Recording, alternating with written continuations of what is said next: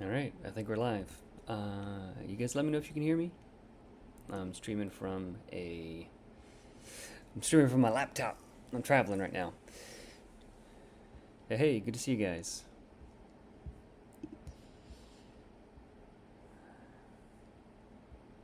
Hey, Matt. Deicide. Edward, good to see you, Edward. Andre, is it muted? Can you hear me? You guys let me know. Super quiet. Um, it's let's see.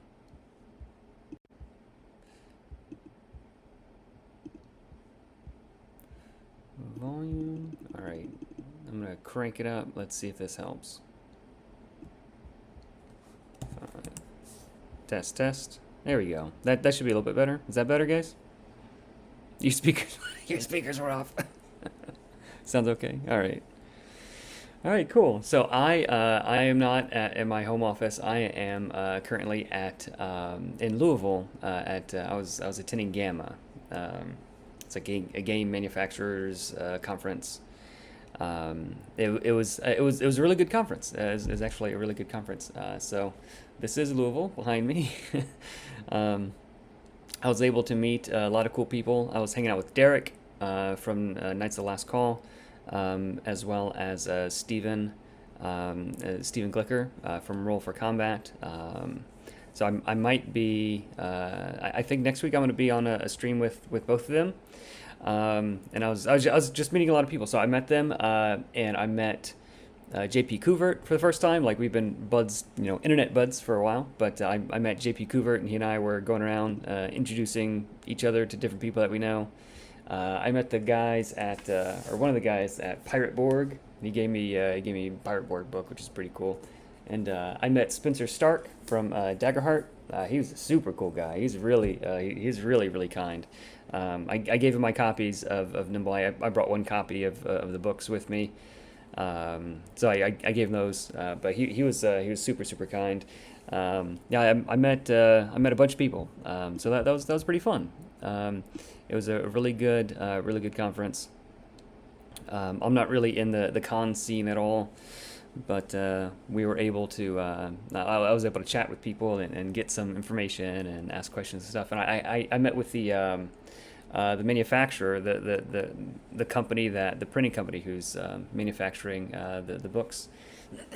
And he showed me a bunch of samples, and I got some cool ideas. There's like maybe one or two more upgrades I want to make to the all-in the slipcase set. I don't know if I should announce that yet or not. But yeah, you guys let me know if you want to talk about that. Go time. Hey, Paul. Good to see you, man. Cap, Locked In, Anthony. Daggerheart. Yeah. Infect Daggerheart with Nimble.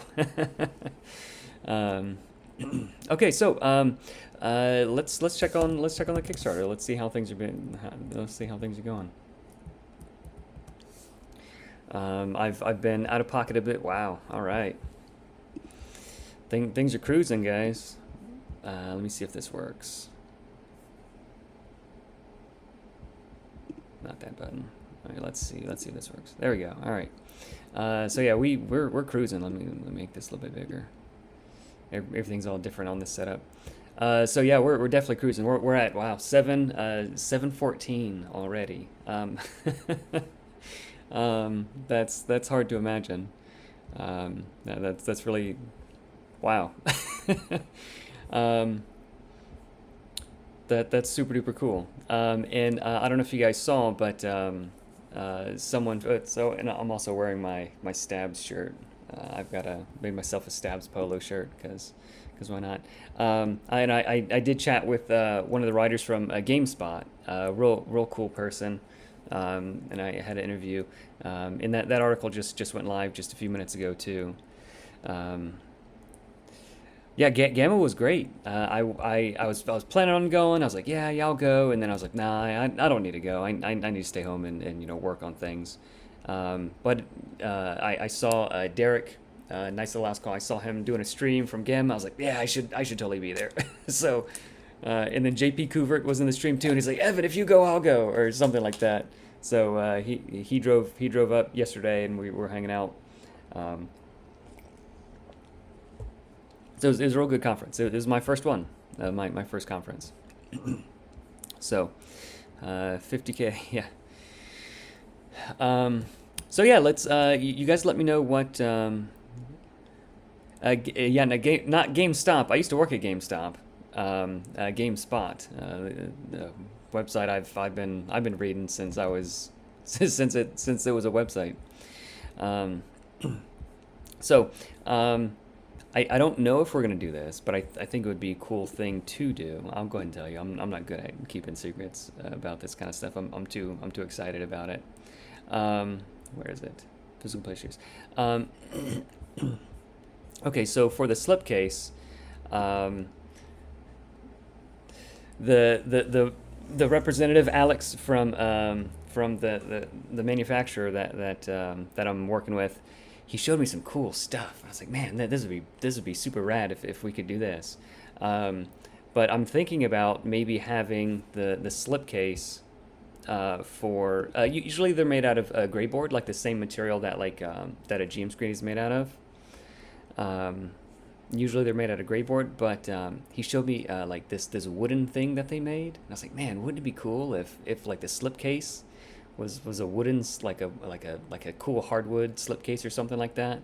He showed me this like dice tray box thing with stuff in it. I was like, you guys can do that? He's like, yeah, we could do that.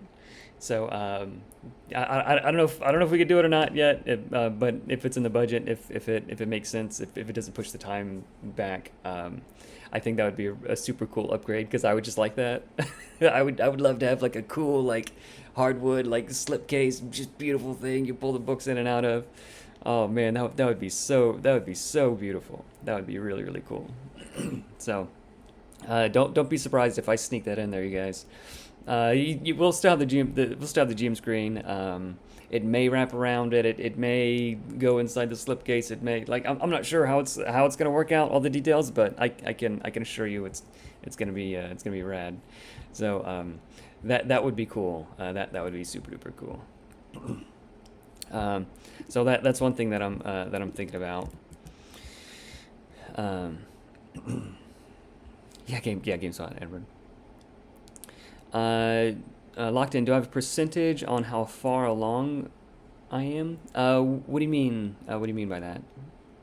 Could if you clarify, and I will try and answer that. Do you mean like how far the books are along with the design? I'd be happy to answer that if that's what it is.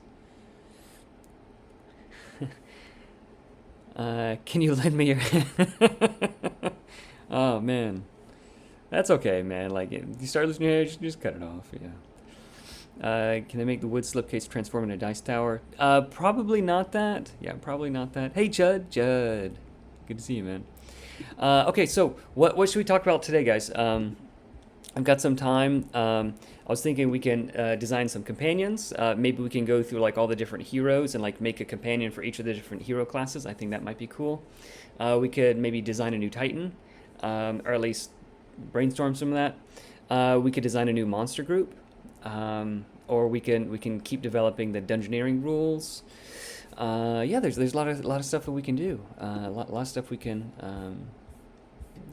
talk about. So what would you guys? Or we could talk about bastions.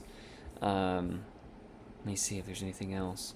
Yeah, whatever things you guys we could keep developing the Revenant. We could talk about some skill challenges. That might be hard. Skill challenge stuff I sort of need to like think to myself maybe. We could do dungeoneering rules. What would be most interesting to you? Hey, the Pale Prince. Yeah, you definitely don't have to donate anything. I appreciate it. You just got the deluxe. If we don't make the known. Yeah, I'll do what I can. I'll do what I can to like. I would love to have like an online resource for people. Yeah, let's make you guys a little bit bigger, so it's a little bit easier to read. Yeah, I'd love to have like a cool online resource, free thing for people to use. I think that'd be super cool. Yeah, we'll see. We'll see. Design, how far along is overall design? Okay, so I will sort of break it up into like the three major chunks. So like the core books, the heroes, the GM guide, and the core rules. That's like 95% done. I have to finish laying out. I finish updating the layout for the core rules, and then I'm going to move on to the GM guide. And then the heroes, I've already done many of the heroes with their subclasses. So that's going to take a bit, but that should be in the next couple weeks. Those will all be done. So shortly after, so next week the campaign is ending in just about 7 days now. The campaign's ending. So I should have it the next week. I might just release them individually as they come in. I say as they come in, as I finish them. And then for the new stuff, I have maybe like 30% of the monsters done that are like done enough that I can send. And then I can design the monsters pretty quickly. So those, like every day I'll be able to design like, a monster group or two. What's going to take a while is like the surrounding stuff, like the lore and the layout and that kind of stuff. Tactics and that kind of thing, like the magical items. So I'm gonna do the base design of the core monster group, and then I'm going to ask different people, different writers to help me flesh out some of the stuff. Like I'm not good with the lore and like cool quote and like different things like that, like all the surrounding accoutrement. So that is coming along pretty well. The adventures, the ones, a couple of them are pretty far along. The adventures take the longest, because like all the time that you would put into prepping an adventure, like I'm putting like that much and more into, like, so that you don't have to prep it when you get it. You can just read it for 5 minutes and just like run it. So the adventures really take a good while. Yeah, the adventures really take a good while. So yeah, that's how far along I am. So I'm expecting, just for a rough timeline. I think I have a rough timeline on the. Maybe I don't. So rough timeline. So it's March, April, May, June.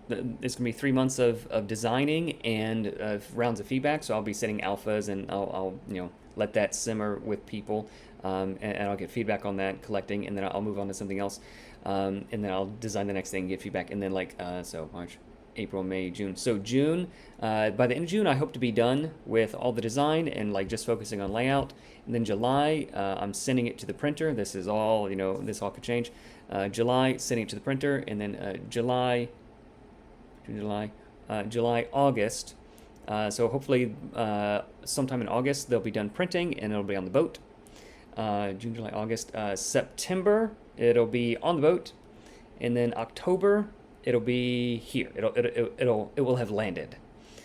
So September, so like October, November, somewhere around there, it's gonna start. Like everything takes 2 weeks. They print it out. It's gonna take about 2 weeks. You put it on the boat, it'll take 2 weeks. It's on the boat, it'll be about 2 weeks, or 4 weeks, and then. It landed here, it'll sit at the port for 2 weeks, and then it goes to fulfillment, and it'll be about 2 weeks. So like each of the individual steps don't take long, but like going from here to here is, that's gonna be about 2 weeks. So nothing moves quickly, but I'm doing all this stuff on my end as quickly as I reasonably can. Ship rules, yeah, we can talk about ship rules. I think Lewis on the Discord channel had a really cool idea to start with, so maybe we'll start with that. If you guys want to talk about ships and companions, you want to hear about solo rules? That is the one that I'm least ready to talk about. But Daniel and Joe on the Discord server are cooking. They're cooking. They're doing a fantastic job. So before that's done. They did give me a rundown of it, but they're doing a really good job in doing playtesting, and it's gonna be very, very good. I'm confident of that. But the solo rules are partly dependent on the dungeoneering rules, so we can cook on the dungeoneering rules a little bit. Bastions are dungeoning, bastions, okay. Dungeoneering to help out the solo rules, yep. Furball companions, yeah, hey Judd. I'm not ready to look at that just yet. That's going to be a little bit later. Nimble Namicon is a normal. Yeah, I can appreciate a good pun. Did you get the very first draft? Solo was dropped in this. Yes, yes. Yeah, the first draft. So that is actively being developed by people. So like I know where my lane is and I know where my lane is not. So my lane is not like writing a bunch of lore. Like if there's like cool seeds of ideas, I can fill it out and like change things and stuff. But like writing the lore and like that kind of stuff, like that's not my wheelhouse. And like solo play, like I don't know. People ask me sometimes like, well, can you convert like OSR stuff or can you convert Pathfinder stuff? Like, oh yeah, you definitely could. Like, how do you do it? Like, I don't know. That's not my wheelhouse. So I know where my lane is, and for other things, I will let other people take the lead on that. We get a Nimble Mega Dungeon going, converting OSR adventures and modules to Nimble, similar to how. Yeah, we could definitely do that. So for OSR stuff, if it's like OSR like 5e adjacent, like that would be very, very easy to do. But like if it's like OSR and like other kinds of things like Dolmen would, like there are certain ways like that you can do that, but each one of like OSR is such like a wide net. I could show you like how I would do it. If someone is there like a website where there's like just OSR? I don't have all my books and stuff with me. Maybe I can use Pirate Borg. Are there monsters in here? If anybody has like an OSR stat block as an example, I'd be happy to take a look at it. We can convert it. We could do some vibes. This is a really cool book. Yeah, I don't have any OSR stuff offhand, but I'd be happy to do that. Bastion stuff could be cool. Just this week. All right, awesome. Locked in, upgraded all in. All right, cool, man. Thank you so much. Then you had to join the Patreon. All right, you wanted more dice? Yeah, nice. Companions of Bastion sounds cool. Okay. Yeah. Kid Rissa, yeah. The Daniel and Joe, they just dropped the draft playtest rules for solo. You can check it out. Yeah, pretty much everything is like wide open development. So there's really not any secrets here. This is very much a community thing. Yeah, Chud, in Louisville for Gamma just wrapped up today. That is, well, it was. Now you see the inside of the hotel room. Maybe if I pull this closed a little bit, you can see the city and not the. Yeah, it's not a very big city, but it's nice. It was easy to get from the airport to the convention center. Yeah, it just wrapped up today. It was really, really good. Congrats. Yeah, thank you so much, Chud. Well-constructed adventure that doesn't require humans. Yes, Cap. Yeah, it is a lot of work making an adventure that doesn't require like a lot of effort on the GM side once they're ready to start running it. Are you able to talk about how tariffs are impacting the process? Is it still cost-effective print overseas, or is domestic manufacturing on par with? So I would prefer printing it domestically. There are really good print manufacturers in the EU, like Europe. And there are some in the U.S., but I reached out to a U.S. manufacturer and like they just ghosted me. Like they just didn't get back to me. And a lot of them, like, they can't do dice, they can't do like a GM screen, they can't do like certain things. So like it's hard to get things manufactured in the U.S. I hope that changes. But the tariffs shouldn't be affecting us too much. Most of it is books, and books are sort of exempt from all the tariffs. They're sort of tariffed at like a flat like 7% or something like that. I don't know exactly what it is. It's probably changing all the time. But books are generally seen by governments as like, okay, let's leave the books alone, guys. And they're not considered merchandise. So it shouldn't be too bad. If there's tariffs, I'll just eat the cost if I can. I'm not expecting anything there. Yeah. I mean, Lord willing, everything is going to be just fine there. I'm not expecting anything there. Is there a Nimble monster group for something like Leshens? Leshens? I don't know what a Leshen is. Should I? Is that a Pathfinder thing? Leshy. Leshen is in The Witcher 3. Ancient, powerful forest spirits. That's cool. I don't have anything like that. Like animal-headed things. Those look pretty sweet. No, I never heard of that. Wendigos? Yeah, it's probably gonna be like Yeti kind of things. I assume a Wendigo is similar to a Yeti. OSR is mostly wondering for classic adventures like Caverns of Thracia or B2. So there are like so many 5e conversions of like Caverns of Thracia and Keep on the Borderlands that it would be trivial to run that in Nimble. Like you could just do that just right out of the books. I think I had the reprinted Caverns of Thracia they did for 5e. Yeah, when I get back to the office, I can take a look at it and like we could just like run through like, hey, here's how I'd run it, and just sort of like just flip through it as we go.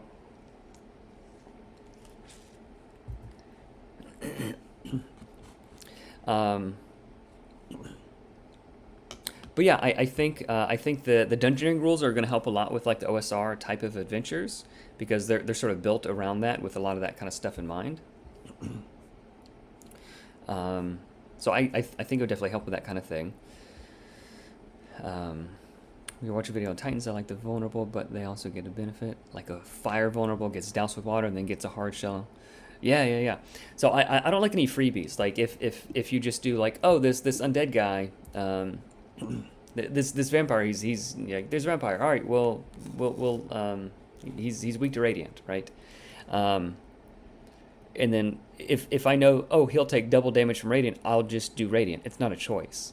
But if it's he'll take double damage from radiant, but then he gets this powerful thing, or he gets angry at me and he'll like do this thing. Like now it's an interesting choice. Do I take advantage of the vulnerability and is it worth the risk, right? So that's a cool choice. But like regular sword or +1 sword, that's not a choice, right? That's just like no, I'll take the +1 sword and then forget about it. So yeah. The I really don't like having just things that are just like pure upside, because then there's nothing interesting happening there.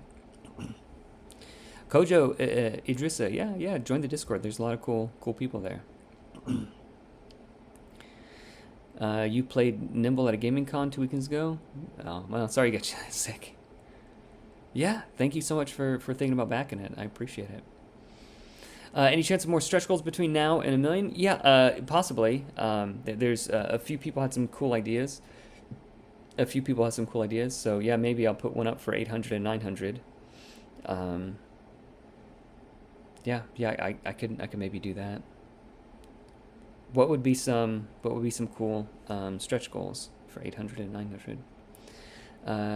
It's a great place. Yeah. Any more spells coming? Yeah, maybe secret spells. Definitely not, at least not right now. Definitely not any like additional core spells. Like there's enough fire spells. I think there's enough lightning spells. So to Sir Point, adding more is actually worse. Makes it worse rather than better. All right, guys, let's talk about some. Let's do some companion design. Let's talk about companions. I think that'll probably be the coolest thing to do right now. I'm just looking through my thing. Adventure companions. Okay, so Chrono. I don't know what Dunamancy is. Dunamancy. What is Dunamancy?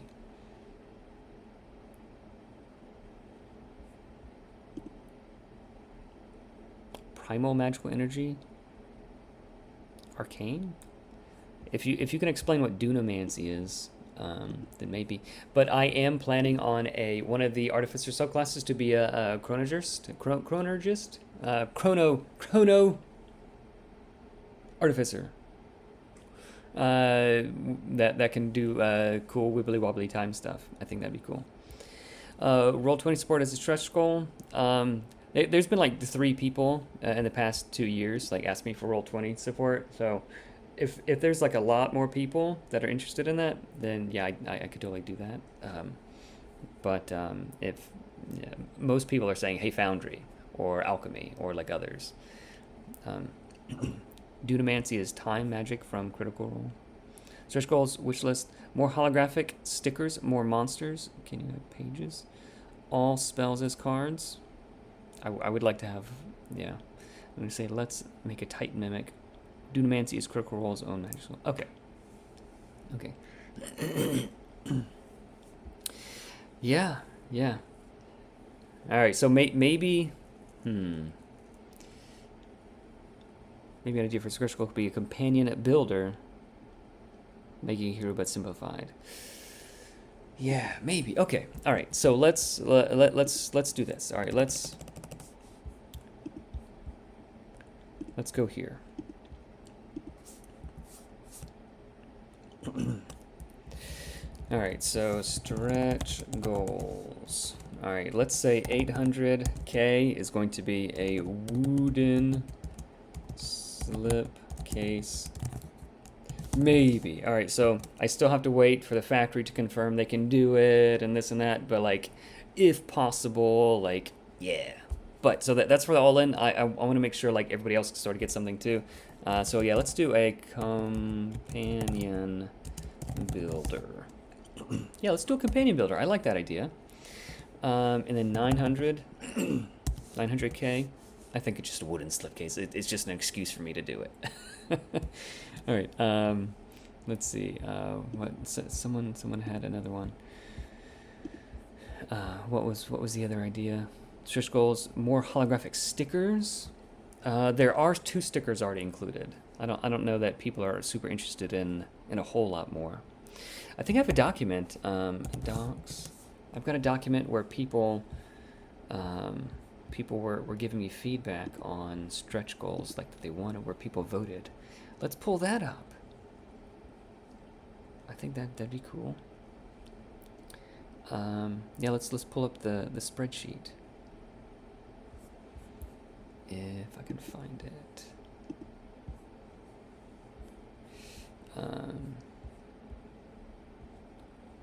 Stretch goals. Let's see if that's it.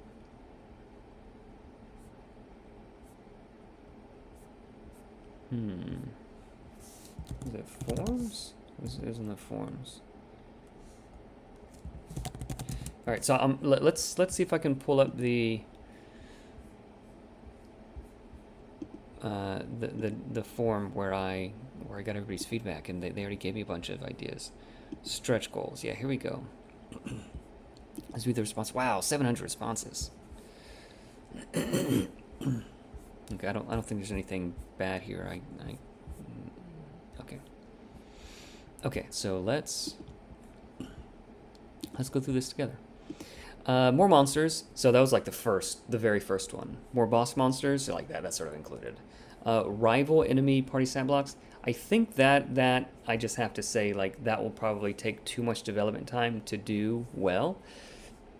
I mean, I could spend a day and like come up with some, but like they would be just like sort of so-so. I would love to have like a system with like rival party where they like level up as you level up, and like they're sort of like the Gary Oak to your Ash Ketchum kind of thing.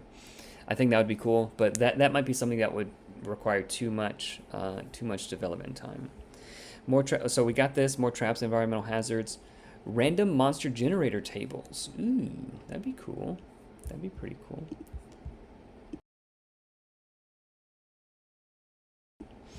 Random monster generator tables. I like that idea. Random monster.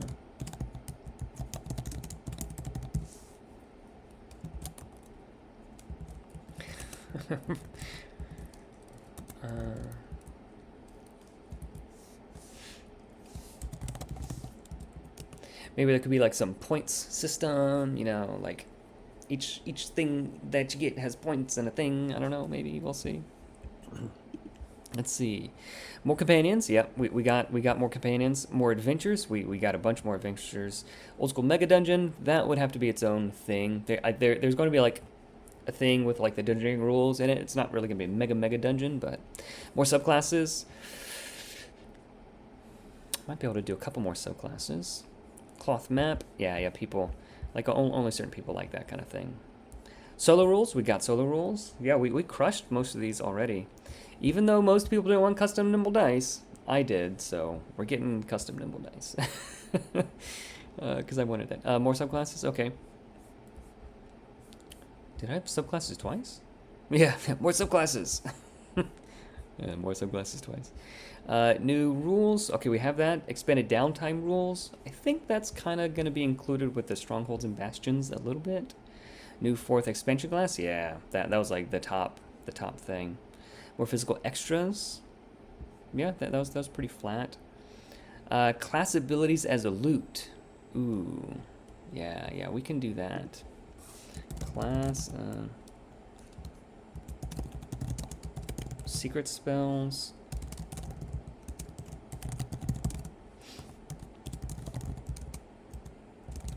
And sorry if the typing is loud. I apologize. Class abilities as loot.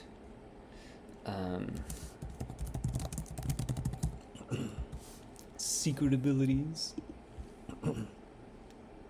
Techniques.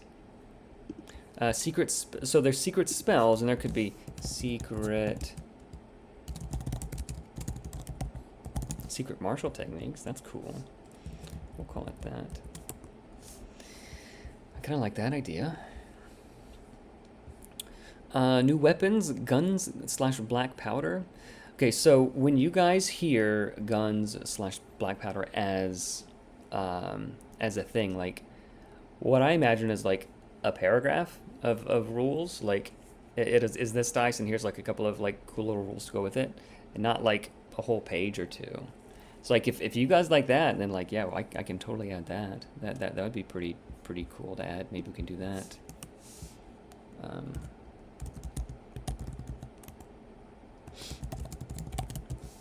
Black powder weapons, maybe. Big damage, slow, risky. That's sort of the vibes that I have. More heroic ancestries. Ooh, you guys liked heroic ancestries. Yeah, we can add like 10 more heroic ancestries.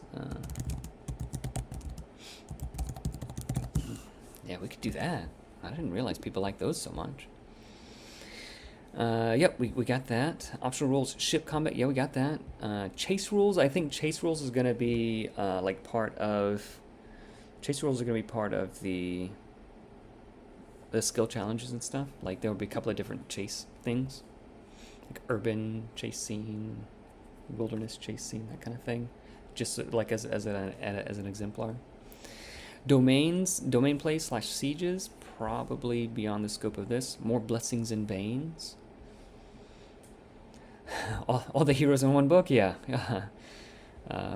Yeah, I'm not gonna do that this time, but maybe in the future, yeah. STLs, like some people like it, but you know, not enough people. More non-combat utility spells that are abilities. I think more utility abilities, or like more framework to interact. So I think this, so I don't think I want more utility spells, like where only certain classes get the cool utility stuff. I want everybody to be able to have different cool tools to use. So maybe not more utility spells, but I think maybe the dungeoneering rules are going to provide that framework for like the out of combat things to do while you're exploring, that everybody can do. And then the skill challenges are going to be the out of combat other things. You're chasing, you're negotiating, you're doing like all of the other like escaping, like that kind of. So I think this stuff is already going to be included. I'm wary about adding too many out of combat like utility things that only certain classes can do, and like the berserker just gets to sit there and like when there's a door, let me know and I'll bust it down, you know. So I want everybody to have cool like thinky things to go through, you know, to work with. A stabs plushie. Okay, guys. I found out that the manufacturer that I use, they can do plushies, so it's not going to be in this one, I don't think. But maybe when I do, when you know, Lord wills, if I do Kid Nimble, Hero Club, if I do that, maybe that's the time to do a stabs plushie. I think that might be cool. Art prints, yeah, art prints are cool. T-shirts, I'm wearing a stabs. Stabs polo shirt.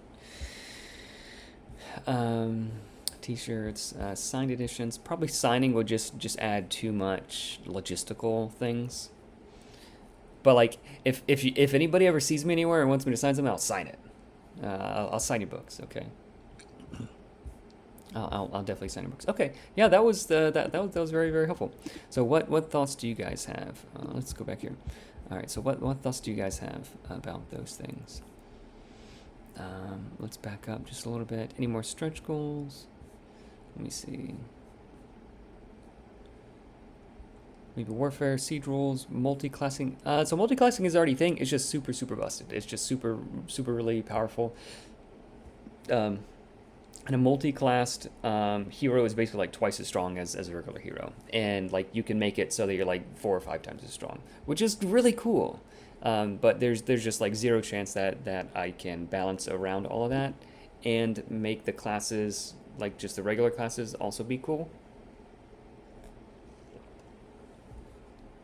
So you can definitely multi-class already. Yeah, Kentucky's great, Mama. Kentucky's great. Everybody say hi to Mommy. All right, let's see if there's anything else. I'm a sucker for holographic stickers and would pay for add-on packs. Yeah. Dice stabs his friends. Daisy, you make it shiny, I'll buy it. Okay, yeah, maybe we can make it like a Daisy sticker. I don't know. There's an option for siege battles in the original poll for stretch goals. Whether that, I think a siege battle would be like an adventure. It would be like an adventure module, like the siege at Gardmore Abbey. Like that wouldn't be rules. That would just be like an adventure, and like you can do different cool things in that adventure. Like you're in your bastion, you're in your fort, and things are sieging you. That would be an adventure, not really rules, I think. I talked some hex scroll rules. I don't think we're going to do hex scroll. That's just a style of play that...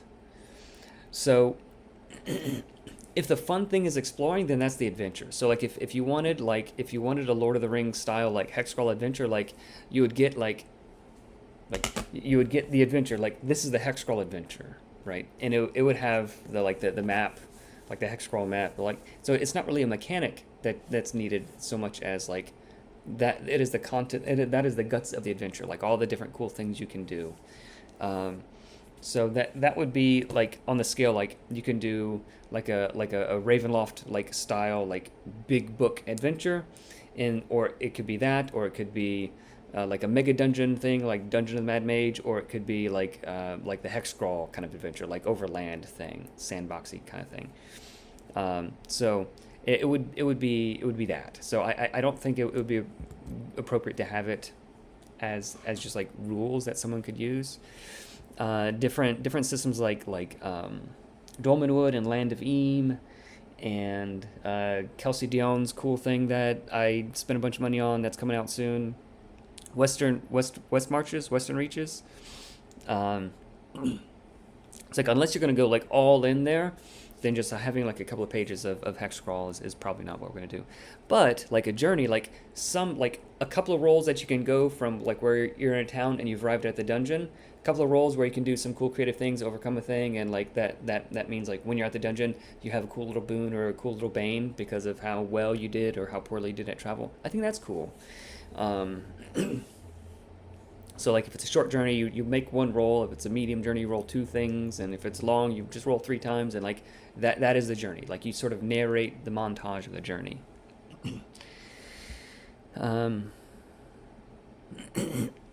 Save rivals for Nimble TCG. I keep thinking about the card game. So let me just give you guys the pitch for the card game. So it would be like you and your 4 buds are playing Nimble, and like if this guy wanted to play his character with the cards, he could, but he would still be like a level 5 wizard or whatever level 5 mage, but everybody else is just not playing with the cards. So like he would just have like that, so it would be balanced against that. So it may not follow the exact like I might do like for the Patreon people, or just as like a side project, just to see how it is. I might just do like a little test to see how people like it, and just release 1 class, see if it's fun.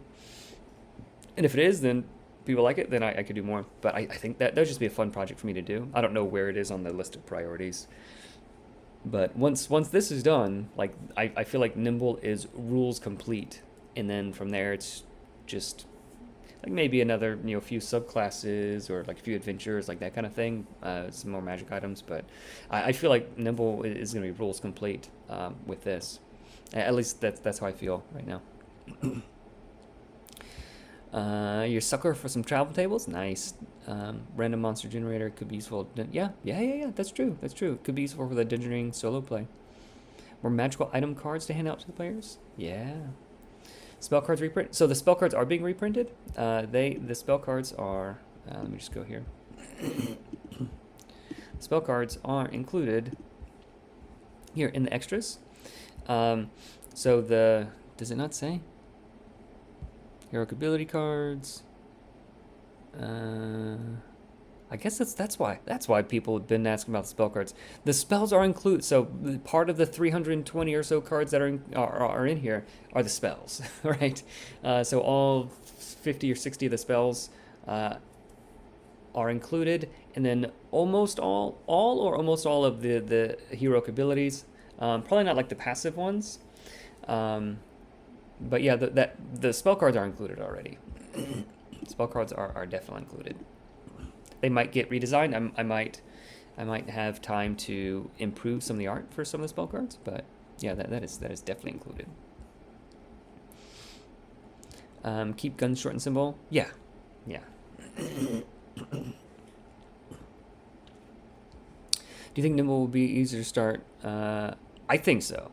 Pele? Yes, I think Nimble would be much easier to start for a group with a little no. So I played Nimble with my 7-year-old daughter, my 9-year-old son, who have never played anything like that, my wife, who would likewise, and then my kid's grandma, my mom. And none of them had any experience. We just sat down and they just started playing. Did they understand everything? Maybe not. But did they have a good time? I think so. And my kids are always like, Dad, we play some more Nimble again. We'll play some more Nimble. And my daughter's always telling her, yeah, I got a level 2 Beastmaster. She's always telling people how about her character, and she has a pet. She's got a pet now. So yeah, they had a good time.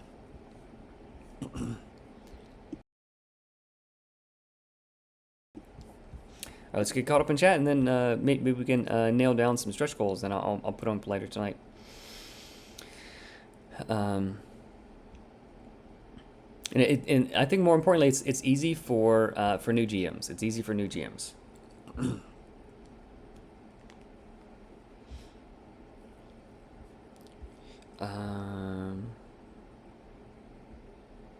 Our firearms are just a few entries. Yeah. Guns, there might be like someone who's like super duper good with guns, sort of like the commander is good with certain kinds of weapons, but just guns as a weapon is kind of cool. I don't think there would be a dex weapon necessarily. It might be like an int weapon. I'm not sure. Because like dex to aim it, I guess. But I have more smaller stretch goals so people feel they can reach them. That's fair. Swing set. Good to see you, man.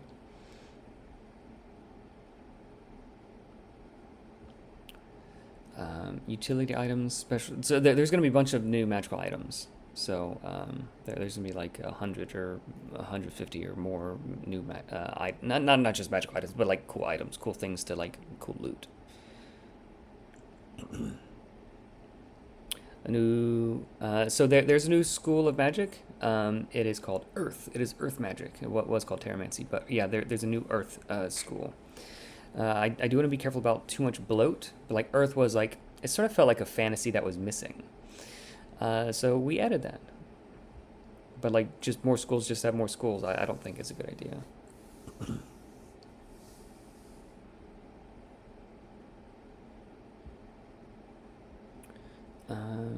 Hi, Mom.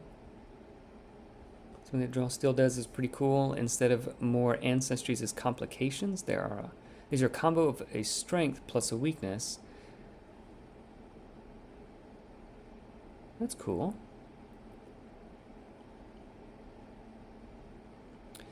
Yeah, so the ancestries are basically that. So like if the ancestries all get like some cool bonus, but if your bonus is really big, then like that bonus comes with like a negative. So like dwarves, they get some cool thing, but they're also like a little bit slower. So it is that idea.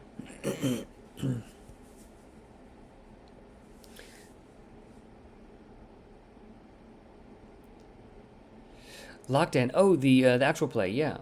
Yeah. Let me grab that. That is. It was announced, and I've just been too busy to pump the stock. Let me see if I can grab it. It is called The Heroes of Lockley Glen. All right, I'm gonna paste it in chat so you guys can have it, and I'll make a more formal announcement there. But yeah, the first episode just launched. I haven't got a chance to watch it yet, but the part that I did see, I saw part of it. The part that I did see looked pretty cool. Cool idea from Maia and her pals. Okay, so let's finish getting caught up on chat, and then we'll. Speaking of adventures, how many do you have available as part of this or as stretch goals? I think we're up to 10 right now, and I need to be careful about not overpromising too many adventures because I know that they do take me a while. So I think 10, 11, 12 is like I think is well within the budget, but more than that, I'd start to sweat. We have 10, and like each one is sort of has its own like little niche. Like there's one that like shows how like a lot of the traps and environmental hazards work. There's going to be one where you can get your bastion, like it hooks into one of the things. There's going to be one that like has a good exemplifies the dungeoneering rules kind of stuff. Can I release the cards digitally for home printing? Yeah, that the card that's included in the digital extras. Or if you just get like the thing with both, then that's included there. Or the extras as an add-on. When you get the PDFs, probably starting next week. Yeah, you'll get work in progress versions of the book, and once like the feedback there's a bunch of feedback, and then like it'll start dwindling, and then like less and less feedback, and then like that's the final version. Yes. Are we getting gunpowder rules like muskets and cannons? Potentially. Yeah, we're thinking about that as one of the stretch goals. It shouldn't be too hard to do.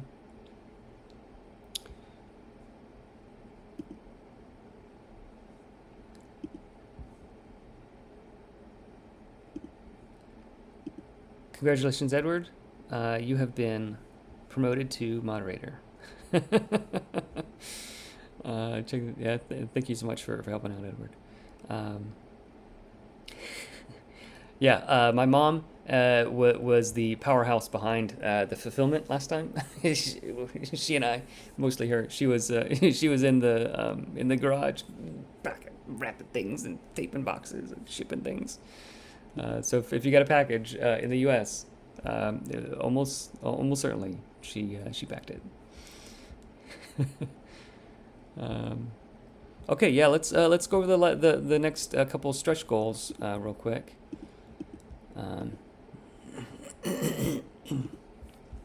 You guys tell me which stretch goals we should go with.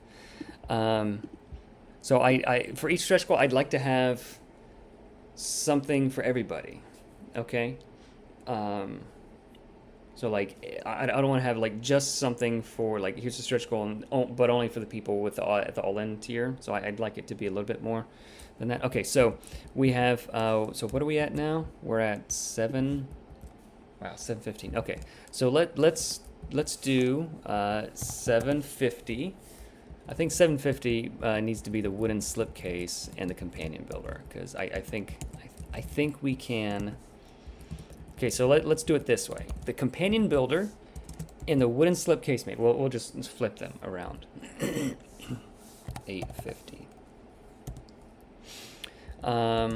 Okay. Random monster builder. I think that would be pretty cool.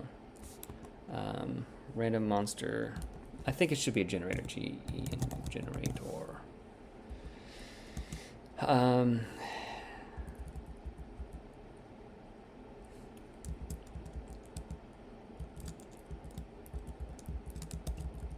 850. Let's do because I like each of these things will be like maybe like a day of development, like not too much, like maybe a little bit of play testing, but this is not going to be too much at all, I think. And it is things that I think would be good to have anyway. So and then yeah maybe 900 could be some secret spells. Should there be a 950? Secret spells, secret spells, and martial techniques. The GM could just hand out if they wanted to. Like these could be kind of broken, but like fun. More secret spells.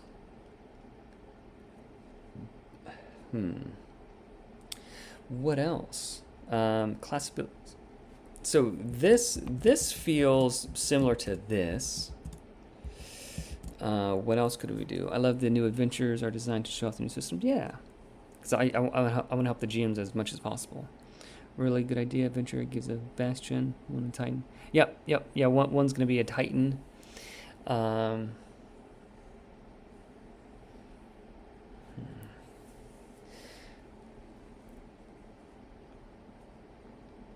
Nice, awesome. Yeah, Double King, Matt's been he's the best. Him and Ross, they've been really helping me a lot on the back end with development and playtesting and feedback and organizing and a lot of stuff. Like, yeah. All right, so what if we just had like one more cool thing for 950? Oh, I know, a mimic builder, a mimic builder.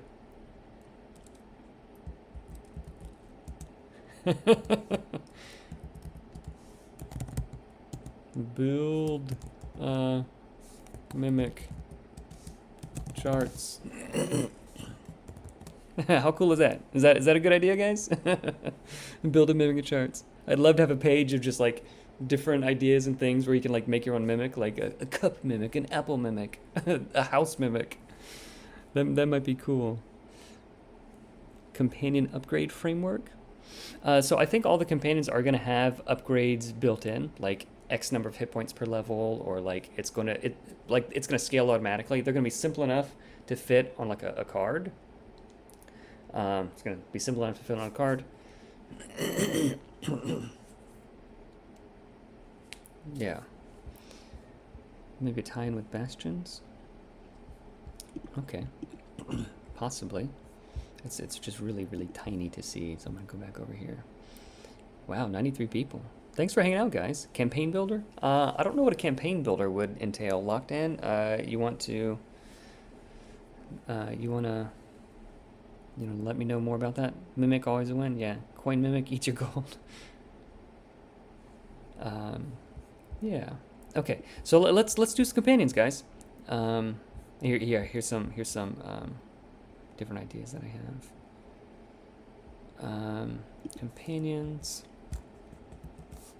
Let me see if I can find all the other companions I have really quick. Okay. So we have companions for. Sorry, I keep going back and forth. We have companions for. So I'd like to have a companion for each of the different classes. So we've got a berserker. We have the cheat. We have a spellblade. I think that might count as a commander. For the commander, I think that might count for it. We don't have a hunter yet. I don't think. Do we have a mage? All right. Which one should we do first, guys? You tell me. We're gonna make some companions now for a little bit. We'll make some companions. Which one should we do first?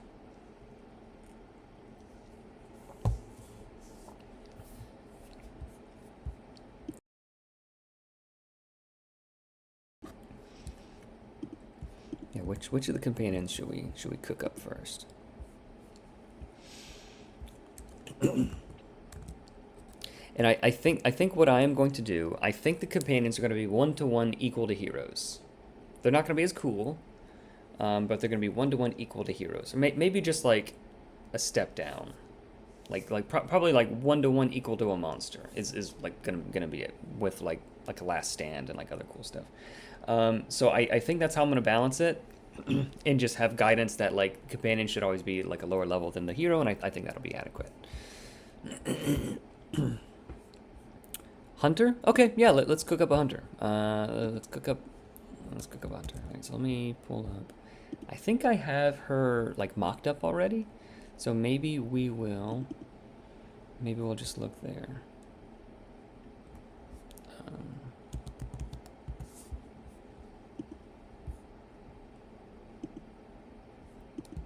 I'm gonna refresh. Okay. Yeah, let's do the hunter. So we need a good name for her.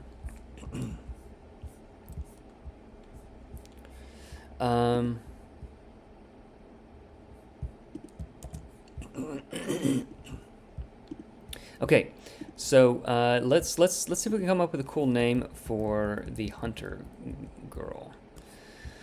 So hunters, they have. Let's go to hunter. I think they have a D8 by default. D8. So if the cheat has a D4 hit points per level, and the crush, so he should probably have 6 hit points per level, and we'll probably tweak it later. But I have to refresh. Yeah, probably 6 hit points per level. There we go. Now it's working. Just as a baseline.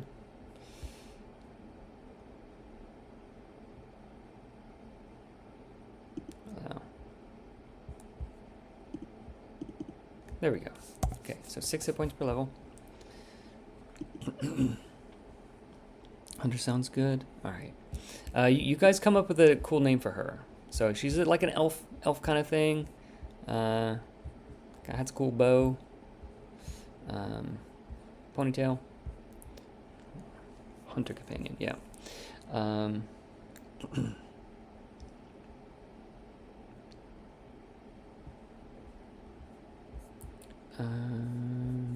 Okay, so let's take a look at some of the key hunter abilities. Let's start with some inspiration. Okay, so Hunter's Mark.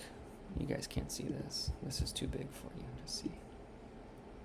There, all right, you can see that. All right, so we've got Hunter's Mark. Let's close. Hide sidebar. There we go. Okay, so you can mark a creature and then do extra stuff to it.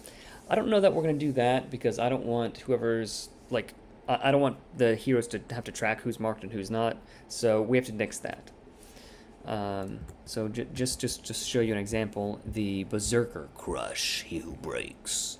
So he has like a rage mechanic, but it just happens automatically. You don't have to decide when to spin your rage dice or when to rage or whatever. Like he just like gets stronger as he goes. So it's sort of like rage, but simpler, easier to run. Okay, so gain a charge to use. So maybe the hunter can do a cool thing whenever she kills a creature. Whenever she kills a creature, something cool can happen. Maybe this.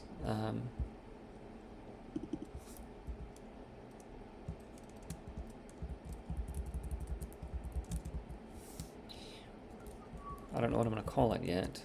I think she could probably interpose for friends. Maybe a hunter wouldn't interpose for friends. Maybe she can like trap.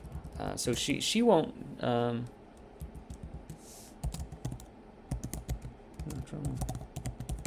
She'd be a natural survivor.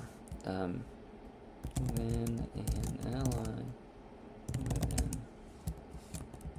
let's say, reach. Let's say reach 4. because the hunter has like cool traps and things, right? You and our ally within 6 spaces. Okay, so let's say reach 6, because like the hunter's gonna want to be sort of on the back, so we don't want them to have to be super far away. Let's say italic. When an ally is attacked,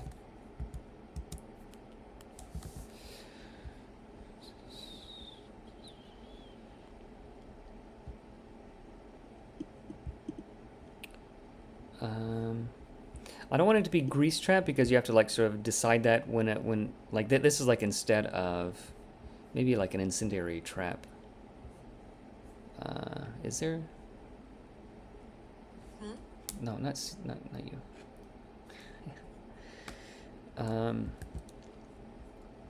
It's like when an ally is attacked, like she can like net. She can do a net or something.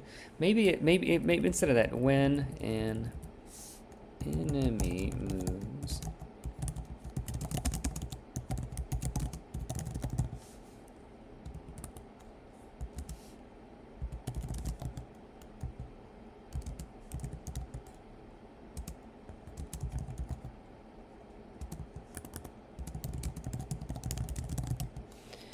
Maybe it's something like that. Oh, looks like some chats are coming in. Joseph Jones, hey man, yeah, you definitely don't have to you don't have to donate anything. I appreciate it, but please don't donate anything. I just appreciate you guys coming in and hanging out. It's super cool of you guys to hang out. Congrats, I've been started playing recently with my girlfriend. Would love more duet rules, plus a fairy ancestry, especially an insectoid type one. Joseph Jones, you got it, man. You got it. Let me write that down. Give me 1 second. I'll write that down. Is there not a fairy ancestry?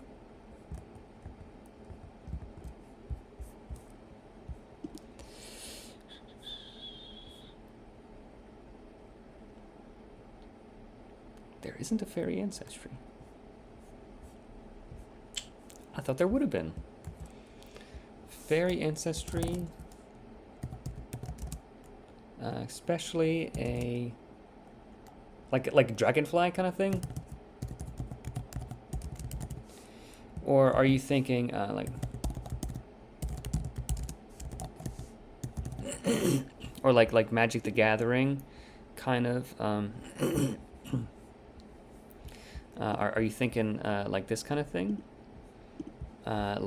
Like this is like the Magic's sort of fairies, like that kind of creature. Is that what you're talking about, Joseph? Yeah, you guys definitely don't have to donate anything. I appreciate it. I mean, like thank you. Like I hope that comes across the right way. Like I don't mean to as an insult or anything. But you guys just stabs. Yeah, that would be cool. I think so. For the duet rules, I think the solo rules are going to work great for the duet rules also. Or you can just you can use so you can use that. Or like the companion rules are going to help a lot with duet stuff. So yeah, that like we already got you covered. We definitely already have you covered. Hunter, how about a giant? And I just noticed that the chat is like too far down for some reason.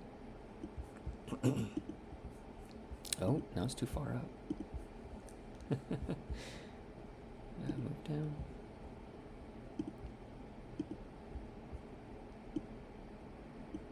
There we go. Okay. All right, let's see. Let's get caught up here. Samitra Edessa? Oh, I like Edessa. That's a cool name, Edward. I do like Edessa. So yeah, Joseph, let me know if Edessa something.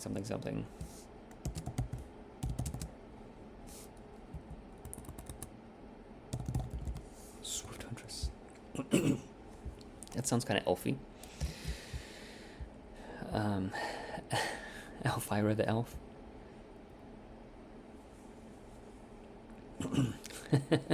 Liliana of the Vine. um, a mimic race. That would be cool. I mean, we sort of have a changeling already, I think, but yeah, mimic ancestry would be cool. Mimic ancestry. Yeah. Then there's one that someone sent me that I need to remember to include. Nefta, which is sort of like it's like a centaur but deer, which I think is pretty cool. Giant robot dragon as a monster boss. Hey Mo, I thought that might be you. You're talking about robots and sci-fi stuff. I was like, yep, that's got to be Mo. It's good to see you, man. Nice surgical item, personal binder creature.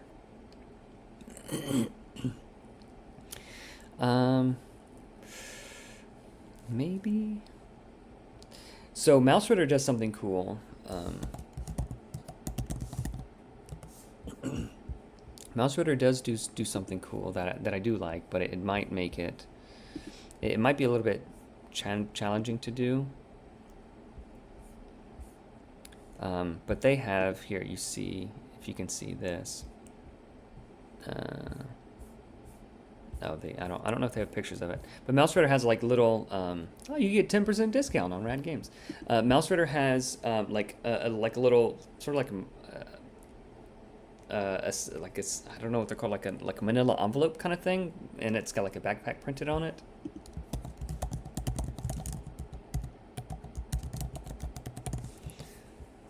Yeah, here it is. Yeah, they have like a little inventory backpack, and it's just like a printed thing. Oh, that is so cool. So something like that, you'd stick your character sheet, your card, like all of that in there. I think that would be pretty sweet. You just keep all your stuff together, like that's your save game. Do you think that would be cool, guys, as like a little cool little extra? I do like that idea. I wanted to do it. I don't remember exactly why I decided against it, but that would be super rad. Yeah, keep giving me extra ancestries that you guys want to do. Maybe like Dark Elf. We don't have Dark Elf. Maybe they're just like a little bit spicier than regular elves. Yavani, it's a cool name. Emily, yeah, I like that name. All right, let's. All right, I do have cool names. That's my Grammy's name. Emily. What was the other cool one that you guys said? Yavani. I like that. Just don't give me any bad words in other languages, guys. don't trick me like that. Trap opponents, yeah. Oh, everything jumped. Insight, are you doing subclasses or something? We're designing some companions right now. I put the possible stretch goals in Discord for people to chat about. Okay, cool. Liv, ooh, I love Liv as a name. Okay, so something that I want to do for each of the heroes, since they're all going to be in their own zine, I want to have at the back like list of names for an Oathsworn, like Oathsworn names, like Justice, and, like just cool names like that. And there'll be some generic ones, but I'd love to have like names, because like that like out of everything that slows people down, like coming up with a cool name for their character, like I think you sort of need to have that. So yeah, I'm wanting to have that. So if you guys like, send me all your names. Send me all your names. Erwin. It can't be, like, we can't have Gandalf or Erwin. Erwin is, no, it's Eowyn. Yeah, that might be too close to. How about a spiked body as an ancestry boon? How about a spiked body as an ancestry boon? Oh, Mo. Beast of the Hunt, buff allies against being a maybe something like pinning shot without. Yeah. I love the Simaya ancestry from Daggerheart.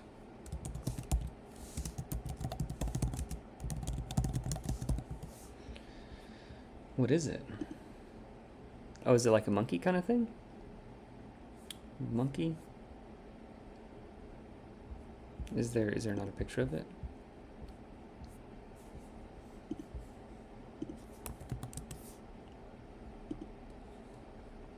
Oh yeah, that's cool. That's cool. What do you guys think about this though? I think that would be rad.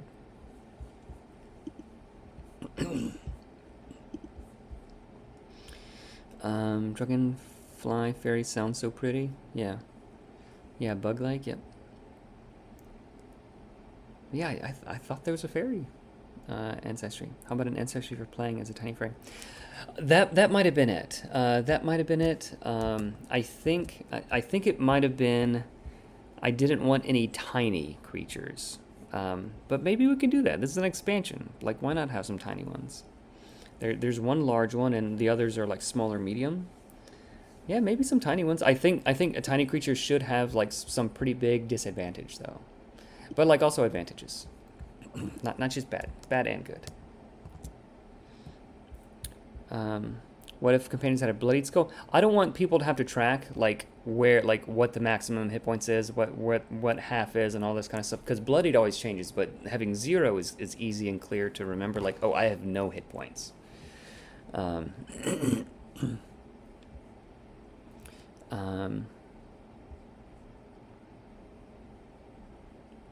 the companions also work for creating a rival party? Maybe. Possibly. It's not a bad idea. I would like to see an ancestry for playing as were creatures. That's cool. It's a cool idea. Werewolf, were, boar. I don't know if we need like so much distinction, but maybe. Mimic ancestry and drow would be sick, yeah. Is drow trademarked?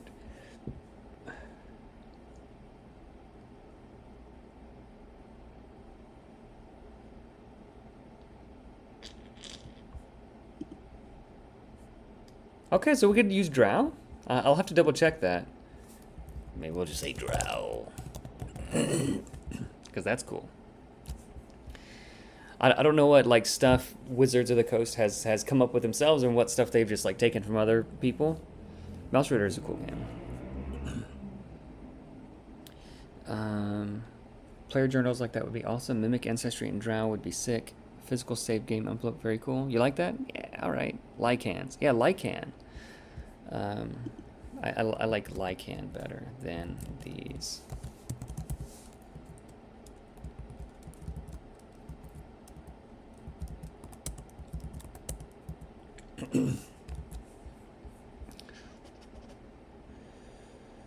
Having names. It'll have like pre-built, like pre-made characters. Like instead of making a character, you could just hand them a zine, just open up to the back. There's your character sheet. Just play that character.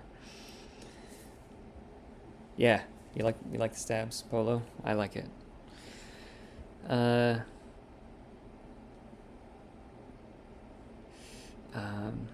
It would be cool to have some evil / more like questionable companions that could potentially be used for a rival party.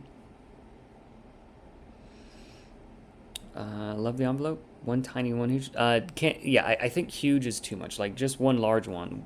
Huge is too much because that would take up 9 spaces.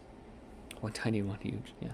Backpack envelopes would be cool, and also hand players things. Yeah, that'd be cool. Ferry, this bus ferry. Hey, if you can have a cat bus and an owl bear, why not a bus ferry? Warehouse. My kids have lost about werewolves and vampire class. Yeah.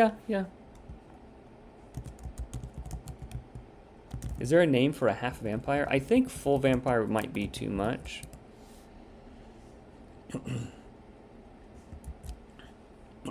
But people love them some crazy ancestries. Regarding the werewolf and so on, why not general animal ancestry that you adjust? Yeah, there's a beast folk thing already. Moth person, that might be puzzled moth.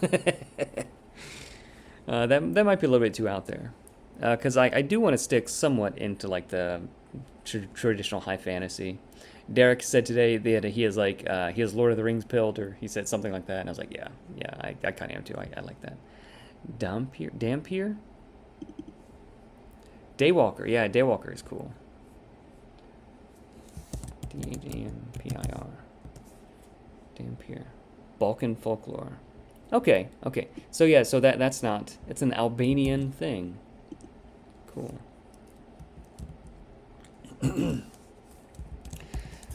That's not a Wizards of the Coast thing. Walk the Wait. Ancestry for playing tiny characters. Yeah, that would be probably like a fairy. But even like a fairy might be like small. I'm not sure. Cursed is always a good name. Yeah. Kurst. I do like that name. That is a cool name. Yeah. Always open for names, you guys.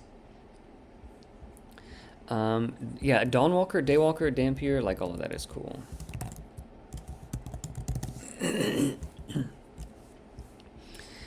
Mothman, but he has to be from West Virginia. What? That is almost certainly a reference to something. I know I keep going on about how Nimble Cosmos, but yeah, that's on the list. That's definitely on the list. What about an ancestry creator? That might be a little bit too niche. But like you can always just like combine ancestries or swap them around or whatever. Okay, let's keep going with our hunter. What was her name? Edessa, Swift Huntress. When an enemy moves adjacent to a friendly creature, so it shouldn't be natural survivor. It should like describe what it is.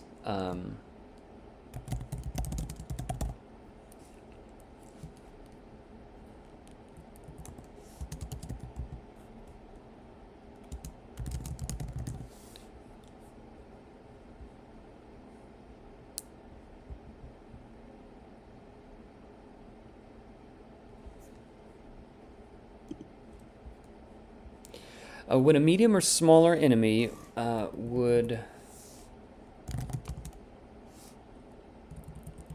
move adjacent to a friendly creature, move them back in space. No, it would have to read this way. Yeah. Can we get it to 2 lines, guys? We can't. It's gonna have to be 3 lines. Okay, so I'll mess with the formatting later. What would her abilities be?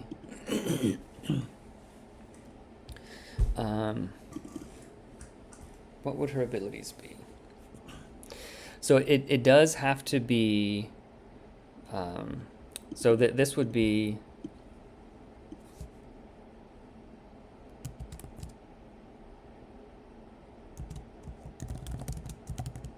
Careful aim. And then this one would be strike and roll, something like that. And this is Figma, if you guys are wondering, the app that I'm working on. All right, so let's go back to the hunter as our inspiration. So what's the cool stuff that she can do? Oh, roll and strike. If you have, okay, you can move your speed toward your quarry if you and adjacent to them. So I think for her, she would have like an ability where she could just like sit in the back and just do damage. I think that's a cool idea.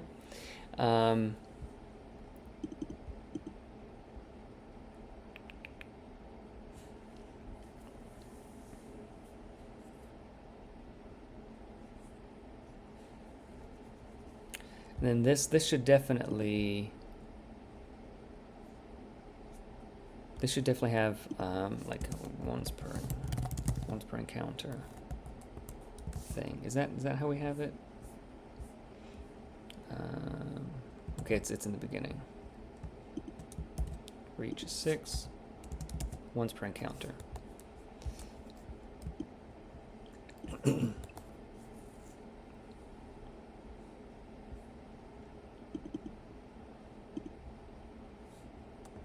Yeah. Okay. So she should have like a range attack that's pretty strong. and then like something to where she can get out of danger also. It's like a ranged attack and a melee attack. This one, if nobody's attacking her, she just shoot, shoot, shoot, shoot, shoot. That's fine for companion, because they're supposed to be simple. But if anything runs up next to her, she can't shoot. She's going to use this. I think that's going to be what she has. It could probably keep the same damage.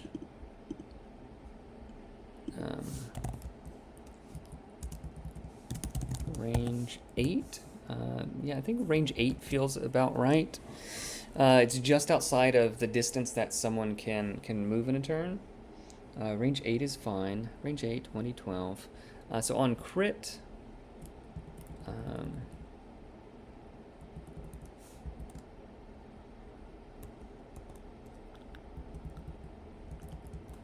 damage plus 2.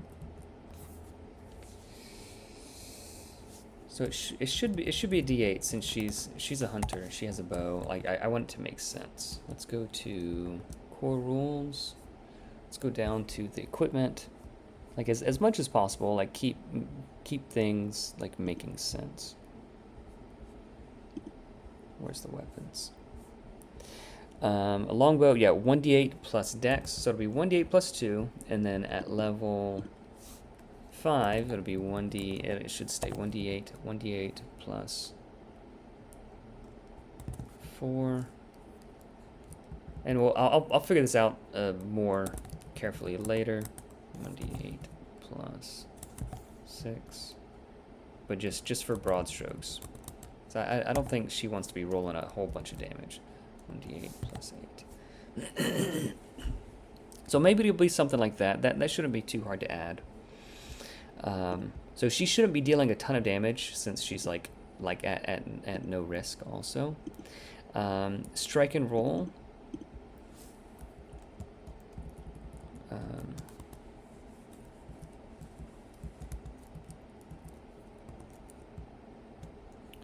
1d4.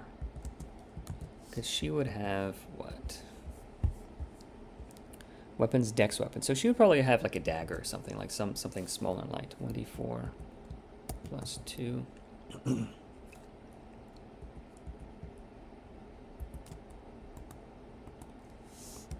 Then move.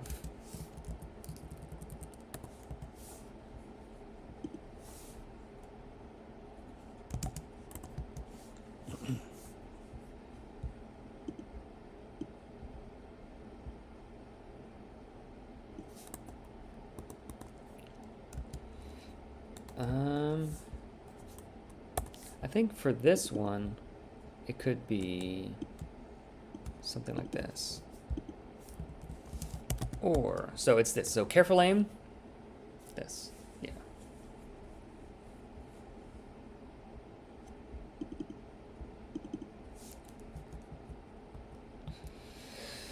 I'm still nailing down the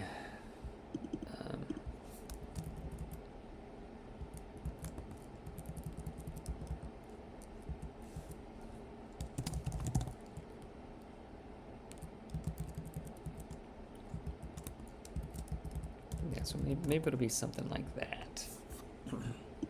Okay, I'm gonna tweak it. I'm gonna do other things, but so maybe she only moves when she does her strike and roll. She wants to sort of post up somewhere and just rain arrows down on people. What could be her bloodied thing or her dying thing? All right, let's see.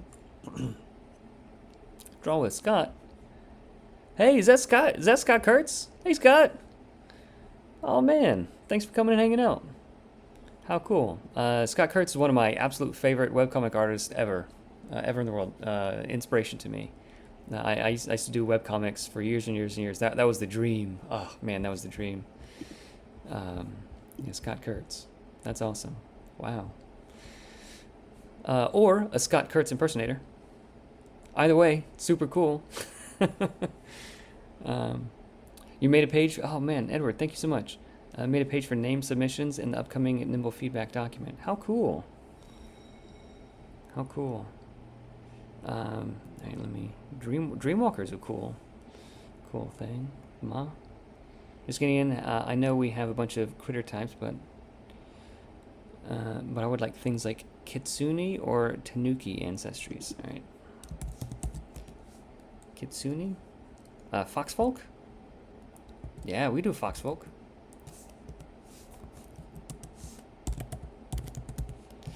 And then what was the other thing?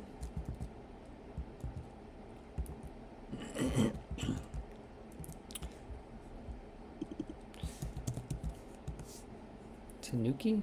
Raccoon folk? Yeah.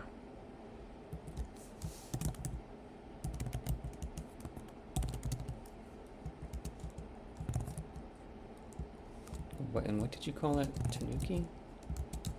Tanuki and Kitsune? Is that what it was? Yeah, that's a cool idea. I do like those ideas. Arzel. Those are cool names. Arzel is like almost a cool name. Arzel. Like Azriel is a cool name.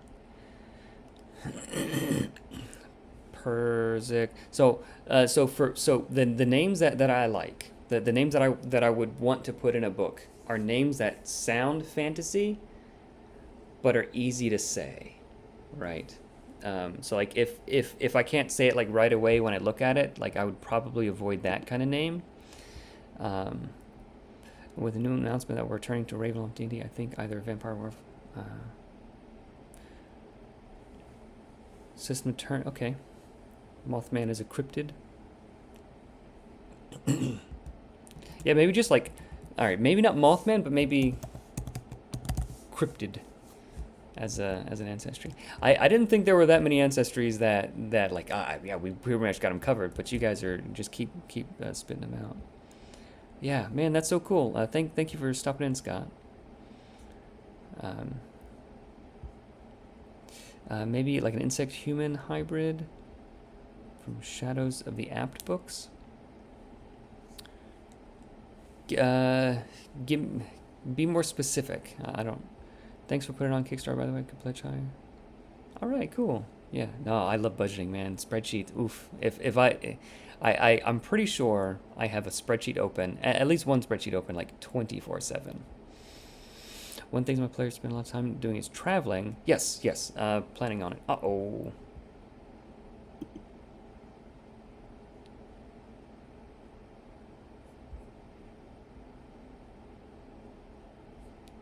Are we back? I think the stream thing crashed for a second. It showed that it crashed. Okay, I don't know if it stopped or not, but I think we're back. You guys let me know. Let me know if we're back. It just crashed on me.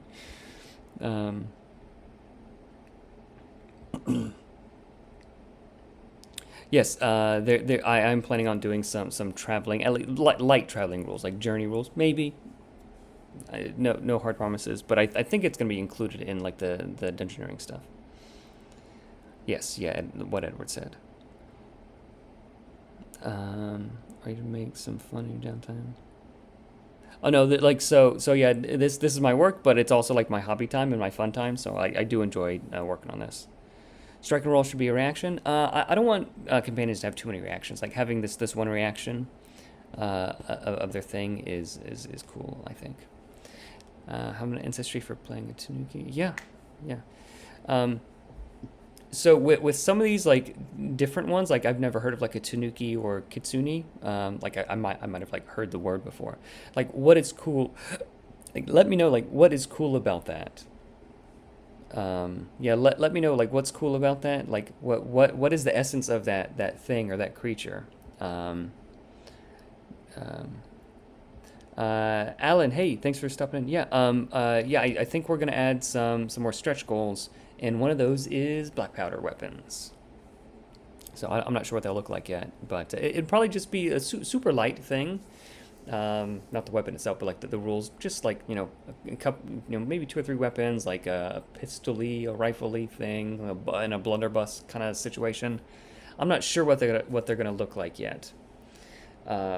but it'll be like maybe 2 or 3 weapons and just like maybe a paragraph of text, like something where like you have to load it or like it can go wrong or whatever. That might be cool. You love new boons, something related to new dungeoning rules? Yeah, yeah. I think luck is going to be a cool thing in the dungeoning rules. I think luck is going to be a cool thing. Heliana's Guide to Monster Hunting has raccoon folk, Raken. They joke and prank. Also have Tanukin, which casts minor magic. Oh, okay. Yeah, so maybe one of these can select a utility spell. Just get a utility spell for free. That's kind of cool. It never even dropped. Yeah, I've got OBS is sending it up to the server, so I don't know. I don't know what that is. All right, let's keep cooking. So we're caught up here.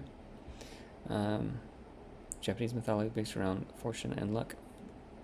Fortune and luck for kitsune. They're cool because they're foxes who can turn into people. So tell me, is it the case that like Japanese people would say like moshi moshi when they say hello on the phone, like because foxes can't say that? And like they would say that to make sure that it's not a fox on the other end of the line. I feel like I've heard that somewhere before. Tanuki, I have no idea. Trash rummaging abilities. It's still good. Alright, raccoon folk. Their ability. I don't know what it's gonna do, but it's still good. I can't believe some.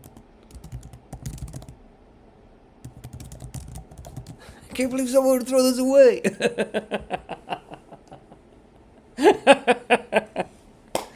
Yeah. All right. I don't know what it's gonna do, but I know it's gonna say that.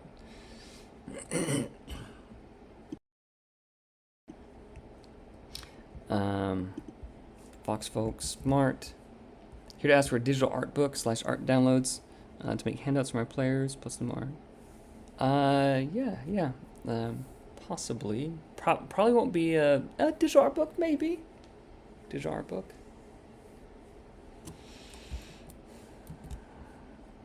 Let's go.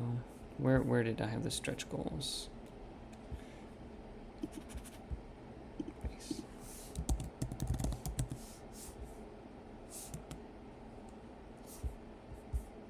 That was right. It was right there, right above the companions. Digital art book?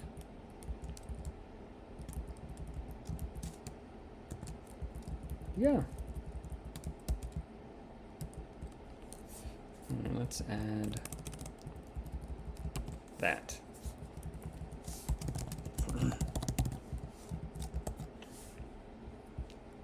Cool names.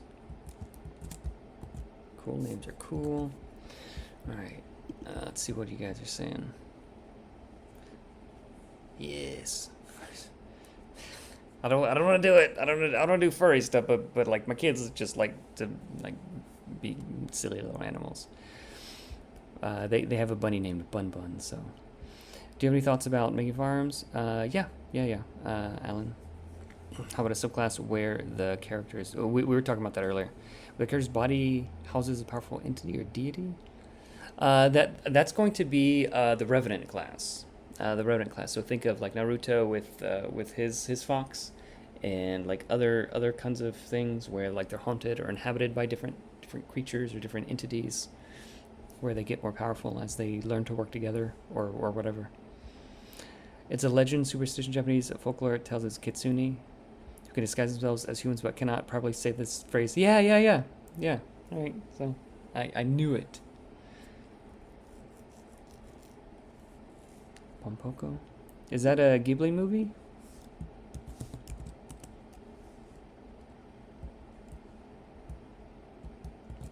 I think I have all the Ghibli movies out. Oh, Doki Doki. Is that what it means? Moshi Moshi means Doki Doki. What if companions had a level proficiency in a single skill? Yeah, I think giving each of them like one out of combat thing where they can do.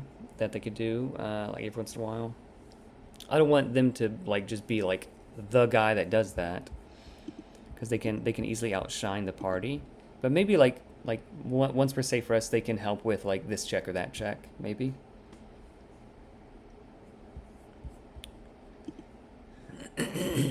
Okay, so what would be her thing? So she drops to 0 hit points.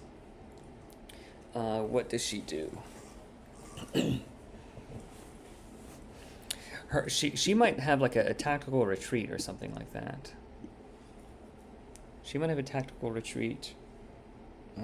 Let's look to our hunter class as inspiration. Roll and strike, tracker's intuition, hunter's resolve.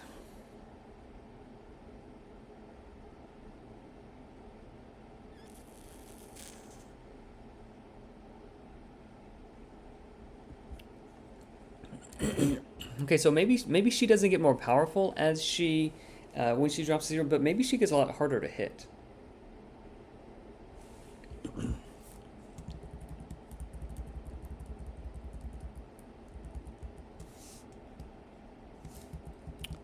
Um,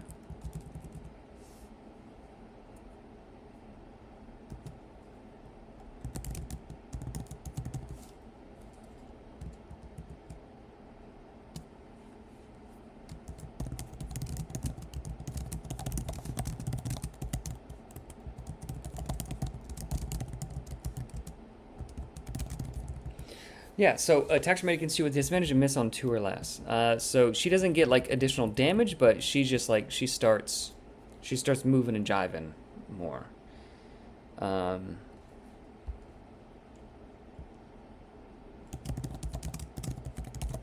Yeah, something like that would be cool. Fierce resolve, attacks are made against you with disadvantage and miss on 2 or less.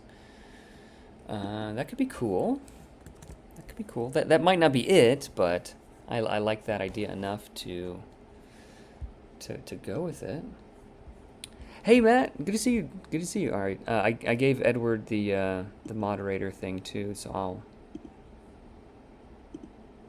There we go. We're promoting Matt and Edward. Cyan, thank you for that warning. Yeah, I guess I should be careful about what I'm looking up on stream. And just in general, be careful what you guys look up in general. Final trap like a kill switch. If it was a different art, for Hunter, I think like a kill switch kind of thing would be cool. But for her art, it would just be like she's like, no, I'm not going down. Random half-baked thought is a quick way to convert monsters to PCs. Like playing this group would be fun, but it'd be that would not be that wouldn't be a quick way. But I mean, like a level 1 monster is roughly equivalent to a level 1 hero. So like if you just wanted to, you can just like whatever a root breaker is. Let's see what level a root breaker is. So root breaker is a level 5. So like if you just wanted to play as a level 5 root breaker, like there it is. Like you can just do that. And then here's like instead of like you have this many hit points, you have armor, but when you're attacked, it goes down. Like you could just do that. And if you wanted it to be a level 6 root breaker, just go from this line to that line. Like you could just do that already. So there it is. There's your quick thing. Quick rules to turn a monster into a PC or into a hero. How about Ancestry for playing as Digimon? Mo! Are you trolling me, Mo? You just want to really play as Digimon? I mean, you could definitely just like homebrew that. Ancestry could be called a Digiborn. Like you could definitely homebrew that. If you reach out to someone on Discord, I'm sure you could get like a dozen ideas for like how to play Digimon. I don't know enough about Digimon. I did used to watch it as a kid, growing up with Venom Myotismon. He was the bad guy back then. And then he would just turn into something like they would defeat him and he would turn into a bigger bad guy. Redwall is like the Game of Thrones mixed with animal folk, like a badger. Wait, so cool. You could be a fake dead, like when a bear attacks you. Play dead. Yeah, that's like a World of Warcraft thing. Wait, we have Rat Folk? Yeah. Do we? Yeah, we have Rat Folk. It's Ghibli, but not Miyazaki. Oh, interesting. I thought those were just synonymous. Um, yeah, Mo, look up Stephen Glicker's stuff, Battle Zoo. He's got like you could be a Pokemon trainer, you could be they could be Digimon, and like you could totally play as that. And Derek was telling me about it, and I was looking through some of his stuff here at Gamma, and it's pretty cool stuff. It's pretty cool stuff. It's like really tactical and a lot of interesting choices, and like there's like complicated ones, but there's simpler ones also, and like it's well done. Steven and Mark have done a really cool job with all their stuff. Like they're cranking out content, but it's good stuff. When you wrangled the statistics for Nimble, you left most dice. It was really amazing. Did you use a program like R or MATLAB? I don't know what those are. My brother-in-law, Alan, he is a programmer for a big video game company, and he whipped up a program to like model like what all these different roles could possibly be with like different armor and like all these so he made this simulator that rolled like 100,000 or a million things and like simulated like tons of different permutations of offense and defense possibilities and like what this could be and what that could be, and like he was a big help. Yeah, so so a lot of that, a lot of the statistics were solved with the original Kickstarter with the little pamphlet zine because it had to match the 5e damage curve, both offensively and defensively. Yeah, Anthony. Yeah, so it's definitely not it's definitely not a 5e spinoff any longer. It is very much its own thing. It just so happens to be compatible, at least how I would consider compatible. It matches the damage and level curve for 5e. So it just happens to match that. So like you can just happen to run any 5e adventure and it just works. You could consider selling your program? No, it was very much like a hacked together thing. Like he sent me a thing so I can run it. I couldn't figure out how to run it, so like we would just hop on a call and he would like all right, well, what are we gonna run next? And he would send me like a spreadsheet of all the numbers and like so I've got like a huge spreadsheet and I just exported the static data out of that, and that's where everything's based off of. A lot of playtesting. So not just me. I've got friends local as well as Ross Twin Steel. He's been helping a ton, and a lot of people. So all the development has been like open to the community, and like the community have been playtesting. Like it's way more than I can do by myself. So the community has been playtesting and offering feedback, and like so like for the previous campaign, they like the reason why like the development was as long as it was because people were playtesting and continued to give like fantastic feedback. So like because it kept getting better and better and better based off of people's feedback and playtesting and that kind of thing, then like yeah, we kept tweaking on it until it was ready. Love enthusiasm, partly scared how much more work he's taking on. No, like I'm very careful to like protect the time and only sign up for things that I know. Yeah, buckle up. Yeah, I'm very careful to like only offer things that I know that I can pull off.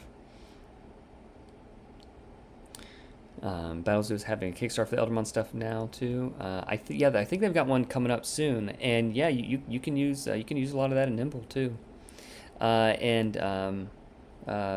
Steven and I are talking about having some cool crossover stuff. So you might see some Eldermon, or you might see some of their cool monsters with Nimble like officially. Like you can already run it like you could any other 5e stuff, but there might be some official Nimble stuff happening. So we'll see. How about ancestry for playing as monsters with feral forms? Maybe. Yeah, Edward, there was a lot of great feedback last time. And the document you put together and spreadsheet that Matt put together was super duper helpful. Okay, so cool. So we've got like a good first draft on this companion. I think she's pretty rad. And I forgot how I did this. And Figma is great for certain things, but it's not fantastic for this kind of layout stuff. So is it going to be pinning shot? Maybe, maybe not. It does seem cool. So like that's like a super interpose. Like it's better than interpose. Because they take no damage, your ally takes no damage, you take no damage, and the monsters are restrained, but it's once per turn, or once per encounter. And that seems pretty cool. I'll pin you. You just can't move forward. All right, so what? So that is far enough along to where I feel like I can tweak it. And this guy. So the text isn't there, but this guy, Gabo Staberson, was the first. That was the first character that I made when I was playing 5e. I was Gabo Staberson. All right, so let's see what else we got going on. Have you ever chatted on stream about development challenges while making sure? Oh yeah. There was a bunch of streams about that. I mean, if you have any like questions in particular about that, but I mean like, once you've ran. Oh, there's an airplane. Once you've ran the numbers, so like I would just look up like all of the level 3 spells and like on average how much damage are they doing? Okay. Do that for all the spells. On average, how much damage is the fighter doing each level? And there's other people that have made these charts too, but like I've run those numbers myself as well. And as I do, like I just figured out like this is how much damage this hero can survive at this level, and how much it can dish out, and like you have the numbers. So like as you're designing something, like I just need to make sure my spells do roughly that much. So like that part wasn't super hard. Like the hard part was like figure out armor. I remember that was hard, and like figure out how to convert certain feats from 5e to like that kind of stuff to work. Like certain feats, like Great Weapon Master. I remember was a bear.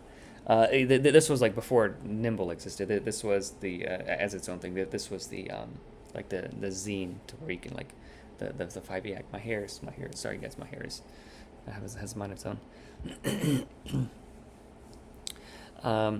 So dealing with all the 5e feats and all of the knock-on effects of like that was hard, but like once Nimble was its own system, it was like clear sailing. And I was able to make, like I knew where the bounds were, I knew where all the numbers needed to be, and it was just a matter of like figuring out ways to get dice and abilities and different modifiers to like hit the numbers that I wanted. So like how much additional damage should a rage die deal? You know, this and this and this. Like what size should they be? And like I modeled a bunch of different things. So like I know how much damage I want to be able to do. So you just sort of figure out what different combination of static modifiers and dice can get that. What is my go-to class to play? I haven't gotten a chance to actually play in a very long time. But if someone invited me to play something, I would be like a mage, probably. I mean, like I like all the classes in Nimble like so much that like I could just roll a die and like whatever it landed on is I would be happy playing that. Like I would have a lot of fun playing, I think, any of the classes.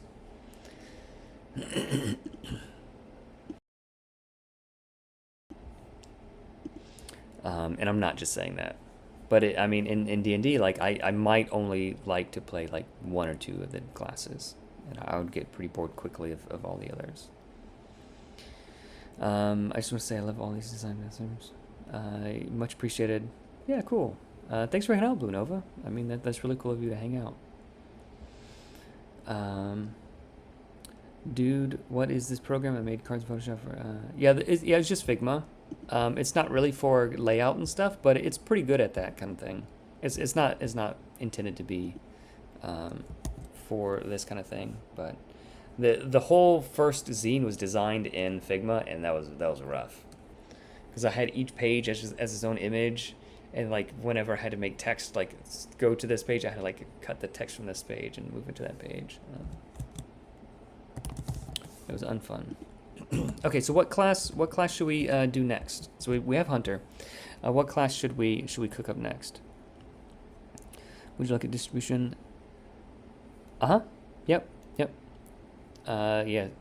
Like, not just the average. So average damage is misleading. So like the average damage of like a D4 was like, you know, here, but like a lot of times it would be 0, but a lot of times it would be like way more than average, right? So like it was like a fairly large standard deviation, and like depending on different feats and stuff. So like the average damage is misleading. So you did have to look at a bunch of other things too. And I love nerding out about the math and that kind of thing. I played the Hex Monitor today. The Hex skill is awesome. Cool. I'm glad you like that one. If you can, please leave a like. Yeah, please leave a like. Songweaver, you guys want to do Songweaver? Yeah, let's do Songweaver. That got 100% of the vote. Songweaver got 100% vote. And I do have new Songweaver art that I can show you guys. Let's go ahead and grab the new art.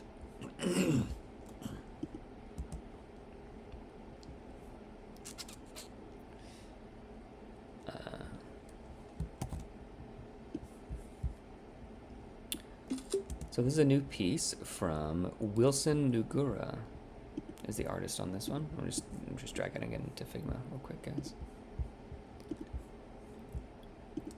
So new piece, fresh off the presses. So yeah, I like it. So we've got like all the adoring fans. Ooh, look at this guy, he's having so much fun. So we've got all of his adoring fans, and he looks pretty cool. I like this. I like this Bard art, and I love towns that have like these cool banners and things, and it looks like a fun place to be. You know, it just looks like a fun town to live in. So I kind of dig that kind of stuff. I think the Bard is going to be easy to do.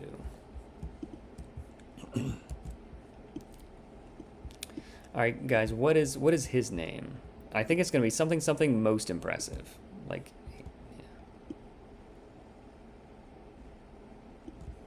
Something most impressive.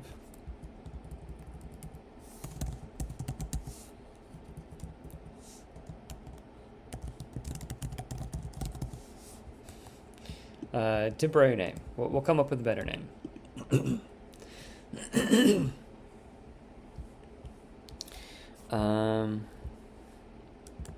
Yeah, you guys cook on some names. Let's take a look at the Songweaver and see.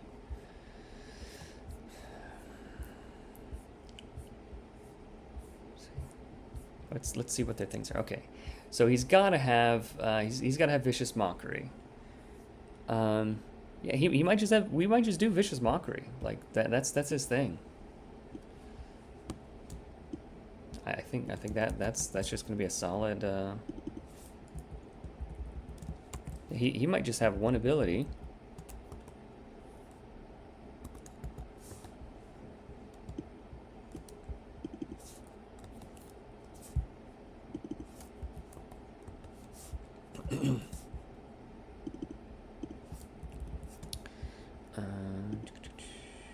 Under next condensed. No, just regular italic. And turn off. Typed. There we go.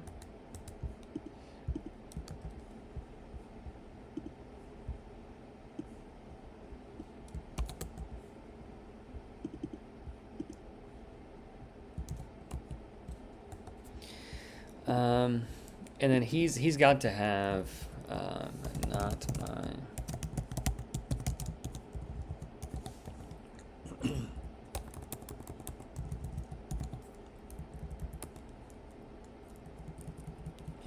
Not my beautiful face.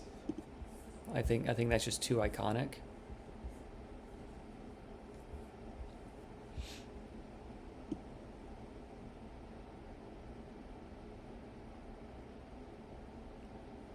Oh, you know what? Okay, so this is gonna be this. So his reaction is going to be not that. It's gonna be this.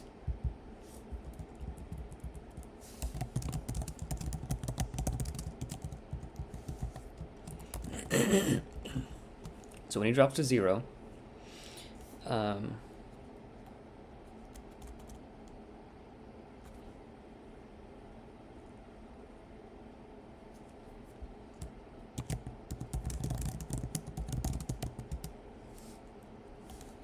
force the attacker to choose a new target within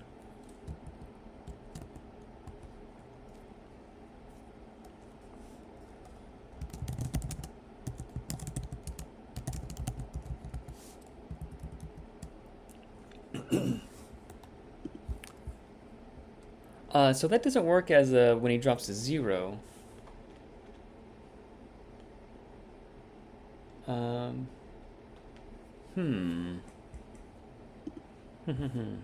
So his this thing ability should definitely be Songweaver's Inspiration. So I think this is going to be the easiest one of all of them to do.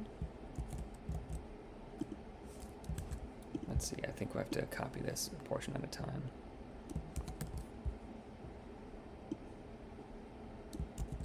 There we go. It's going to be reaction.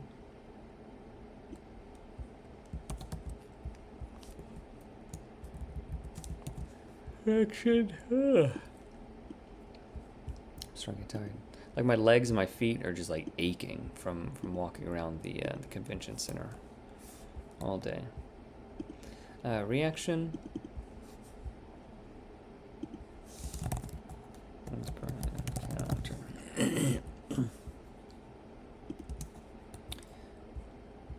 Okay, so I think that's good enough. Is there? Yeah.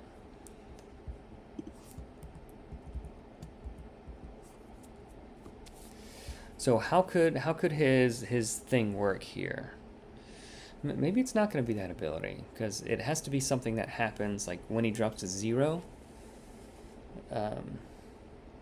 Maybe maybe he doesn't get anything as he. Maybe he doesn't get anything additional as he drops to 0. Maybe he gets something like the first time he would be attacked in an encounter. Huh. Let's see what you guys think. Eduardo. Oh yeah, he is an Eduardo.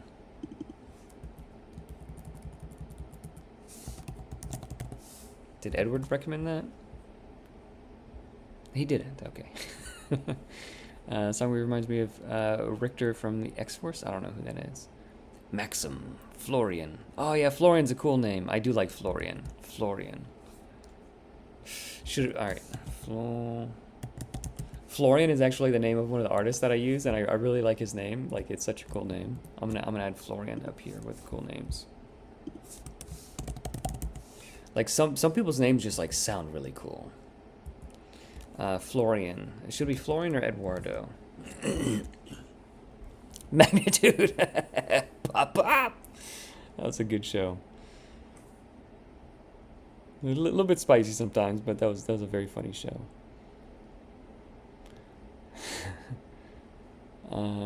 Magnus, Valentino, yeah. Linux Long Swan, Tristan. Tristan is a cool name, just in general. Is that how you spell Tristan?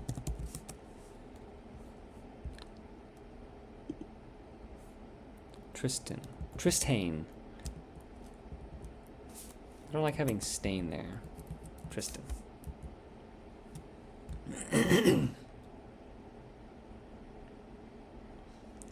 Florian Jesus Eduardo Ramirez.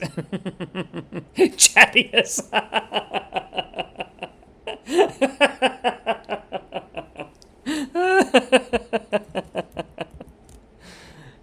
Okay, should it be Chadius? Or is that too silly? Too roo. That was so good. I'm too pretty to die. Oh, I do like that.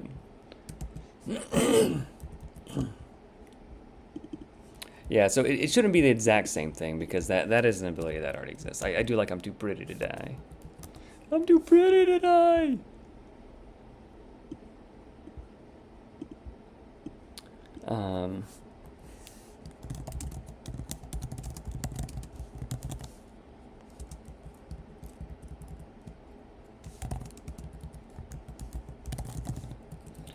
Once per counter, when attacked while dying,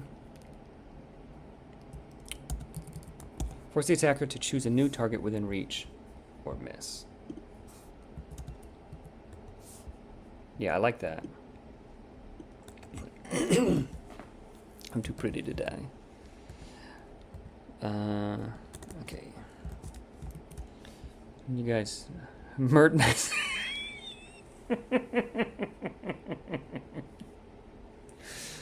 Brandon, that was a good one.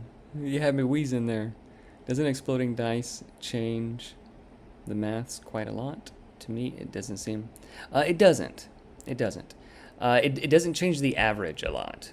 So if the average of rolling a d4 is 2.5, with the exploding dice, it's 3.5. So it adds roughly 1 damage per die. So the exploding die doesn't move the average much. It moves it just slightly.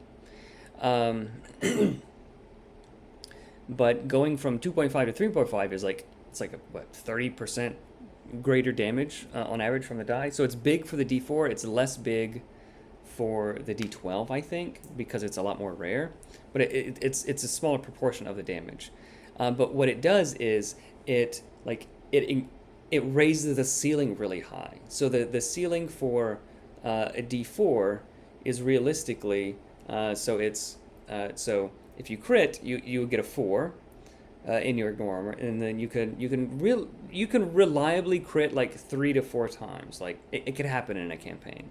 So that's this. You go from like 2.5 to 12 for this one attack, and it's incredibly exciting. So it doesn't move the average, but like it increases the ceiling, I guess is what I'm trying to say. I'm playing a song we've been campaign level 4 right now. They're sweet, nice. Mert. Mert. I do like Mert as a name. It can't be Mert Master though. I think that would be like the industry is very small. So one thing that I've learned at Gamma is that the industry, the RPG industry, is very small. I like walking around people. I don't want to say that. I was surprised by the people that I talked to who have heard of Nimble. I'll say that. I was very, very surprised. People, like, it's a very small industry. So you can't, like, unless you know someone, you can't do that kind of stuff. Like JP Couvert, he wrote one of the adventures in the GM guide. So his adventure included a couple of like little NPCs, and I made one of the NPCs PJ. So he's JP. I named him PJ, and like I had him say like one of PJ's lines. He always says "see ya" at the end of his videos. So like, because I know JP, like I felt like he would like appreciate that. He would like that as an Easter egg. I did that. But yeah, I don't know Matt Mercer. I don't know. I don't think I could do that. He's a great bard. No such thing. Yeah, if you can't be silly with a bard, who can you be silly with? My brother's name is Edward, and he names everything after himself, and we are Floridians. Fellow Floridian, yeah. I just got on the stream. Don't know if. Yeah. So the companions level up. So currently the framework is that they have like X number of hit points per level. And they'll have fewer wounds than heroes. And then their damage is sort of like similar to cantrips. So like this guy's 1d4 plus int, so it's not going to be plus int, it's going to be plus, let's say like 1d4 plus 2. Let's just say 2d4. 2d4. 2d4 psychic damage. And then so every 5 levels he gets plus 2 damage. So that is the extra damage. We left out a line though, didn't we? Vicious Mockery. On hit. Because this part is important.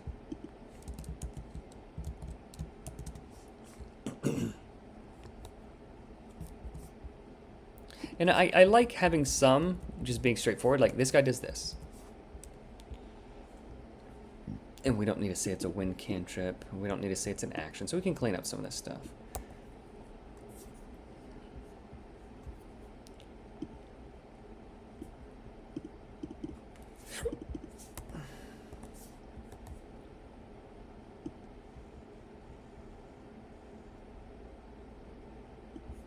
And we don't need to say it's psychic because it already says ignoring armor. Yeah, there we go. Let's clean it up. Yeah, that looks better. Let's push that to the middle. Yep. Florian, yeah. Theodore Dandy. Merton Burney. Yes, they go stronger. So different ones. So some of them grow stronger at different levels. Others, let's see.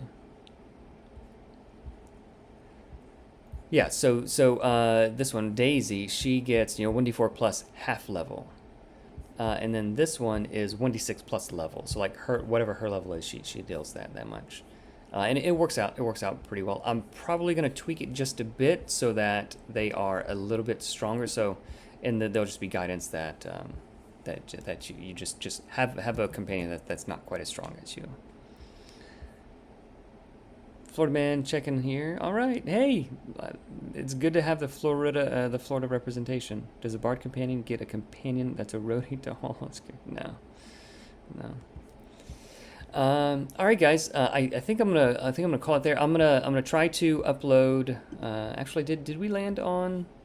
Did we land on the final? Actually, here before we wrap it up, where should I think a digital art book would be fairly easy for me to put together, and I think it would be cool to feature some of the art and the artists. So I would like to have that as a stretch goal. Where should the digital art book go? You guys tell me, where should the digital art book go?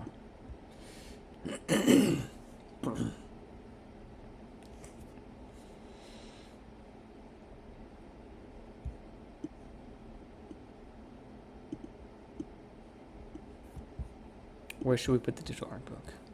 Should we put a digital art book? How about a chronomancer that have the ability to rewind enemies? Yeah, Mo, actually, that is something that's coming with that's going to be one of the artificer subclasses. It may not be exactly that what you're saying. People really want the digital art book or a way to have the art for making tokens. So I think I'm going to include the tokens and then just the square images. Was there ever a 700k stretch goal? There wasn't. There wasn't.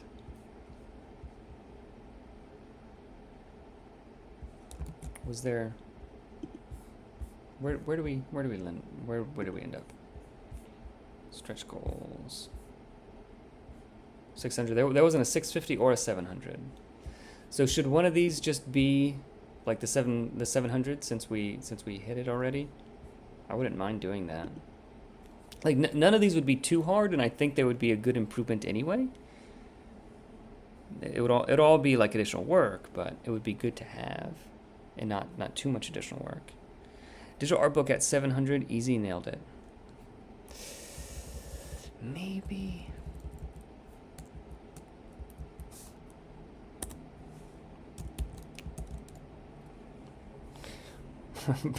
Boom, nailed it.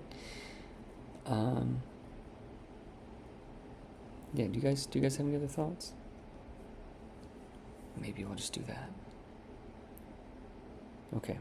All right, I'll think on it. 950 might be best. Build a mimic is cool, but we need some of this. Rank them in terms of development time. Digital art book would take a day. So let's say this would be 1 day. Build a mimic chart. That would take like 2 days. Secret spells, martial techniques. This would probably be like 3 days. Black powder weapons. Black powder weapons. This would take like a day. 10 more heroic ancestries. That would probably take like 2 days because I would need.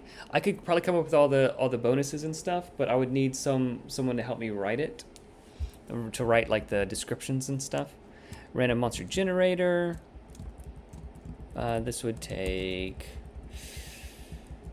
for it to be good, 3 days. Companion builder, wooden slip. So wooden slipcase, it won't take me any extra time, but a companion builder,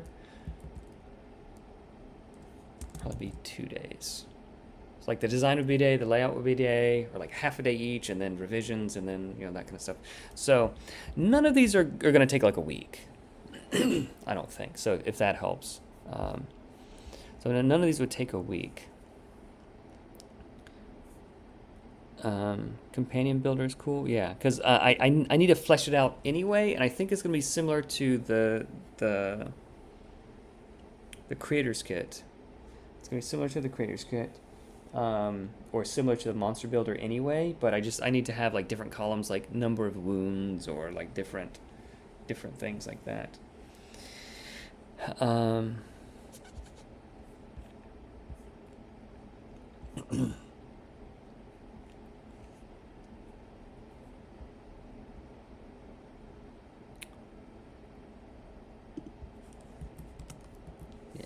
Yeah, let's do it. All right, let's just make the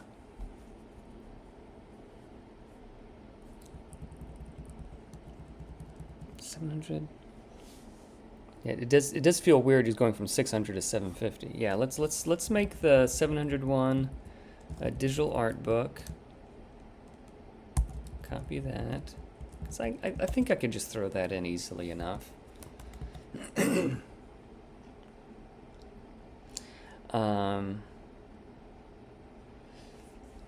So this one, build a mimic chart. No, that's probably gonna take. That's gonna be a 3-day thing. To do a good job of that, yeah. So this one takes 3 days. Secret spells, martial techniques, that'll take 3 days. Black powder weapons, 1 day, plus the heroic ancestries. Okay, so this one is 3 days. Random monster generator, that's 3 days. So all of these are 3 days each. And then campaign builder, it's gonna be 2 days, but the wooden slipcase will just cost more money anyway to do. So yeah, so those seem fair. Those seem pretty good. Do you guys have any? Do you guys have any other? What's over under? On a Nimble soundtrack album. I don't know anybody who like does music. If I knew someone who's like, yeah, Evan, I'd love to make a soundtrack. Here's some samples. Like, it would cost this much, and like blah blah blah. Like, if I knew that, like that would already be a stretch goal. VTT art assets, yeah. So that's included in the digital extras. So if you have the all-in, or if you get like either the tiers with like the core and expansion, that's included, or you can just get the extras, the digital extras with tokens. You'd love secret spells at 850.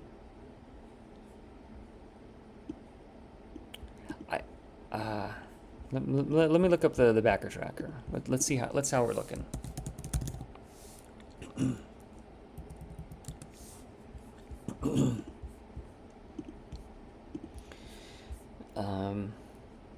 Okay, so take it with a big grain of salt. So backer, this is backer tracker. So this isn't kick track. Kick track is a little bit. It's far less accurate. So this one is actually been pretty accurate. So last campaign, like by day 1 or 2, backer tracker I think was estimating to hit like 200,000, and I was like, no way. But like every day, every week, like it kept like it was estimating like here, and it was very, very accurate. So backer tracker is estimating us to be around 950, and it's been higher, it's been lower, but it's been right around there.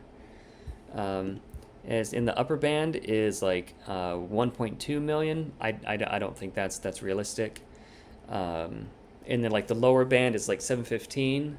Like we're getting like at least 10 or 20,000 every day. So what is that? Let's do the back of the napkin math. So like even the lowest day has been like, so let's just say like 20,000. times 7 plus 715 plus 715,000. So if we just do like sort of the minimum, we'll hit 850, like what we've been doing. But I've got a few big promotions coming in the last week, next week, and then like the last 2 days, like it just to sort of show you how campaigns look. So like the curve of campaigns, like the first couple days, and then like it drops off, and then like there's different things happen, and then the last 2 days like whoop, like go way up. So maybe it can show you maybe we can show you Shadow Dark. I don't want like every Shadow Dark thing. I'll just click on one of these and see how it does. Okay, so not like I think it was like a something. All right, let's do Eldamon. Is that how you spell it? Eldamon? Battle Zoo? There we go. Yeah. So this one will probably have, yeah. So like big spike in the beginning, and then like a little bit, and then the last few days like it gets like a good bit. Let me see. Nimble 5e. This is the previous one. This one. So just to show you what my previous one looked like. So like big first few days, and then sort of low, and then the last week. 1, 2, 3, 4, 5, 6, 7. So so the last week starts to go higher. Generally, like this just sort of how the curves, the crowdfunder curves like look generally. I don't know. People love to back it right when it launches, and then like right when they're running out of time. It's something about deadlines that people just love. And then like right after it ends, like I'll get emails like, oh man, I just missed it. So just to go back to what I was talking about. So the band that it's estimating is like from 715, like we get 0 more pledges like for the next whole week. That's not realistic.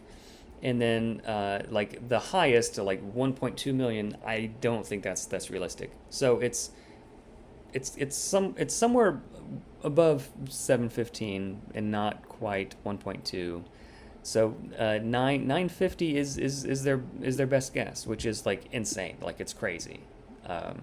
I think we hit the $50,000 goal, like in like under half an hour. So.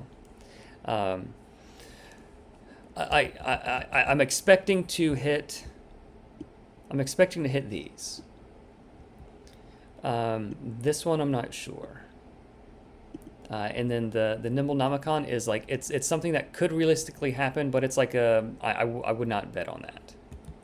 So I don't know if you guys like talking about some of the inside baseball kind of stuff, but that's how it slowed down quite a lot in the last week. It hasn't actually. So like so like the expectation is like day one is that it does this, but like the slowest day was like the first week. The slowest day was here, like 74 backers, and then like today, like we got like 114, and like so like every day it's been like around 100, and then some days like above 100 backers. Like 100 backers is a lot. Some projects that like don't get 100 backers total. So like 100 backers a day is huge. And so like this is what is expected, and then the last week is where a lot of people just a lot of people are following it. There's like I think of all the people who are following it, like a third of them have backed it already, and then like in the last few days, like they want to see how the campaign shapes up and add-ons and stretch goals and stuff. So a lot of people are waiting on that. So I don't know. I don't know exactly where it's gonna end up, but like day one, it's already more than I could ask for. So so I'm trying to add more things to it to say thank you and to make it more worth it. Like so that's what I'm trying to do. But at the same time, I don't want it to make it take longer for it to get to you guys. So Yeah. So that's the inside baseball. That's the T. Yeah. Yeah. No, I get it, Edward. Yeah. You could put one of the stretch goals retroactively at 700. Yeah, maybe. Slow down quite a lot. I should say that an art archive where you grab JPEGs and tokens and hand out. Yeah. No shame, no shame. Thank you, Edward, for backing it at all, man. Shadow Dark RPG. Oh, that's what it was. Okay. Yeah, let's see how anything with Shadow Dark. Shadow Dark. Was it RPG? RPG.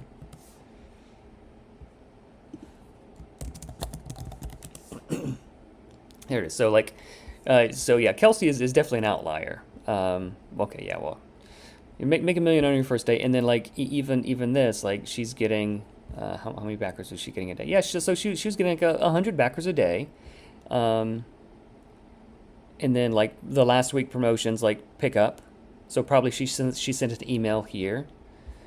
She nothing, and then an email went out, and maybe some other promotions, and then a couple hundred, and the last few days, she got 1,000 people the last day. So this is just the shape of Kickstarters, and the bigger audience that you have at the beginning, the more day one happens, and then there's a bigger. So it looks like a big trough here, but she was making she made $12,000 on her lowest day. Which is a ton of money, right? So it looks tiny just because this bar is so huge, right?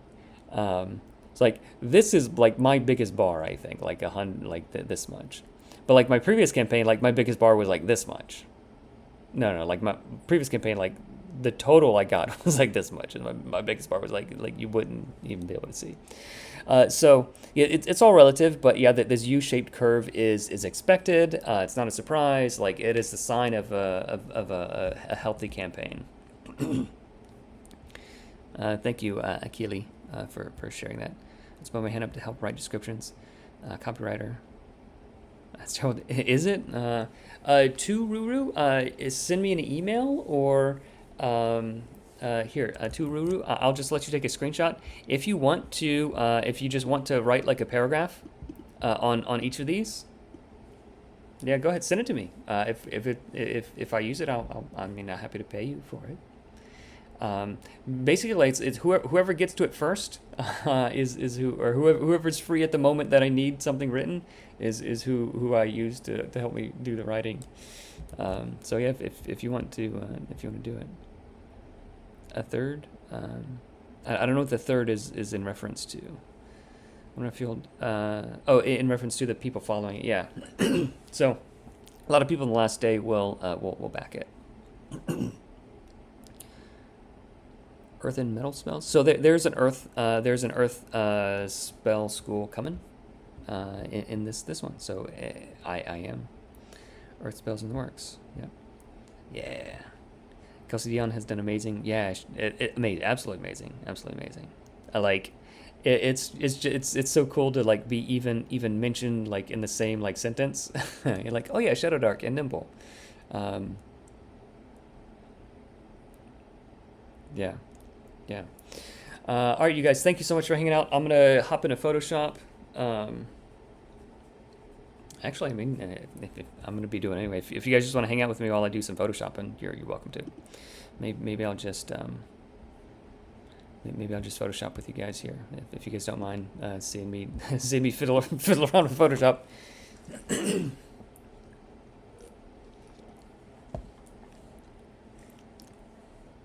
Hey, Eli. I talk to so many people in Discord. Say Nimble. That's awesome. Yeah, I really like that people are actually playing it, and people are I'm getting teachers and people telling me that yeah, I'm running with my students, or it's in therapy kind of things, and all sorts of stuff like that. Man, that's awesome. That is super duper. All right, yeah, I guess I'll hang out and I'll do some Photoshopping. Actually, I don't know if yeah, maybe it could. 960 by 960. So let's just grab this.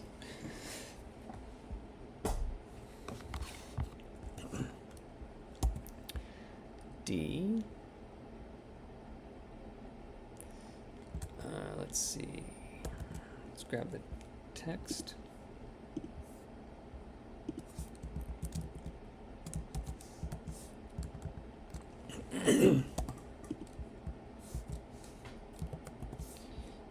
And I believe the font is P22 Morris.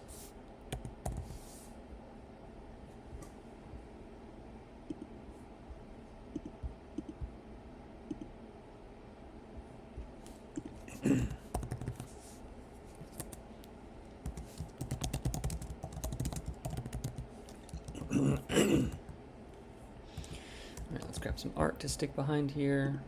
New art.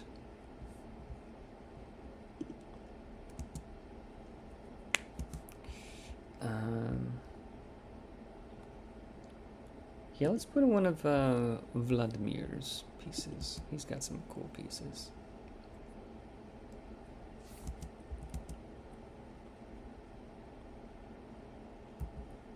That one is cool.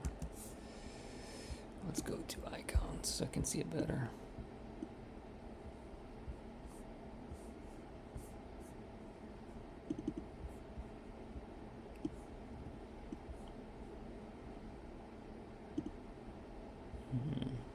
I'm just trying to find a cool piece to use. Maybe I'll use this one.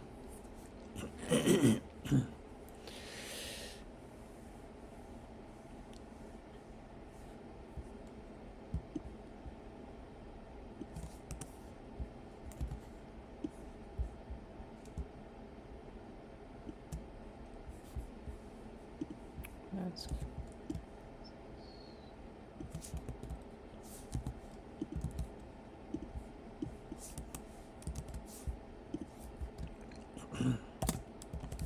Alright, so how did I format?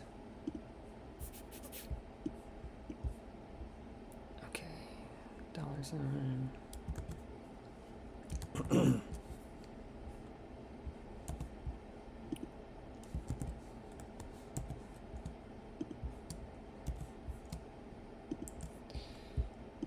Center it. Got a little drop shadow, so it's easier to read.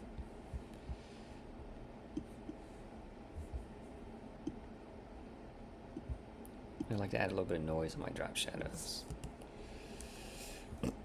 Excuse me, sorry guys.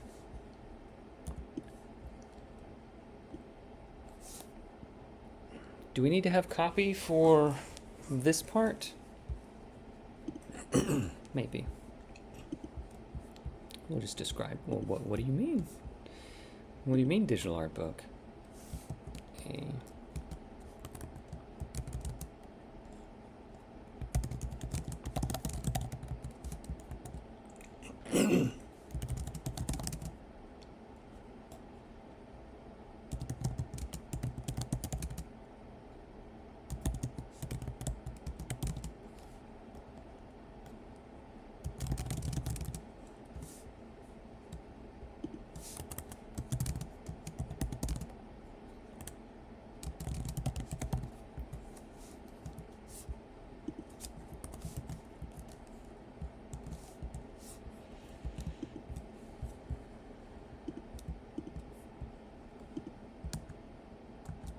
I feel like I should have chat open or something so I can see what you guys are saying. Let's pop out chat.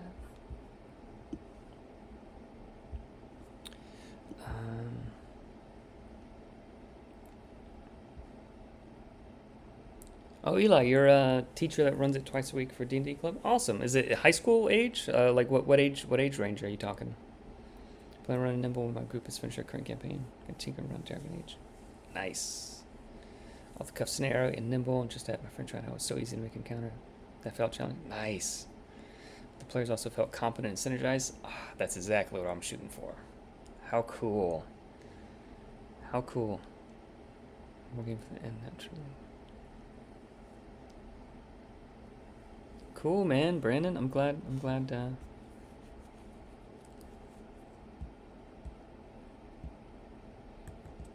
Okay. Oh. Sorry. You couldn't see what I was working on. I'm so sorry, man. Yeah, sorry about that. I'm pretty bad at streaming. This is not what I do for a living. Oh man, that is so funny. I'm sorry, guys. You're just looking at me, staring at the screen. This is so embarrassing. All right, what am I trying to do? Trying to copy layer style.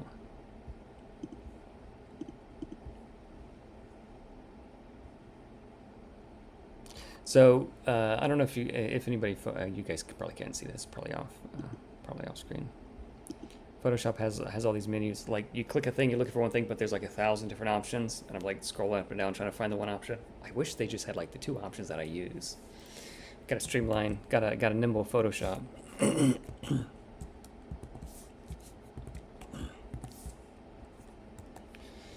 Okay, so I need to open up the icons.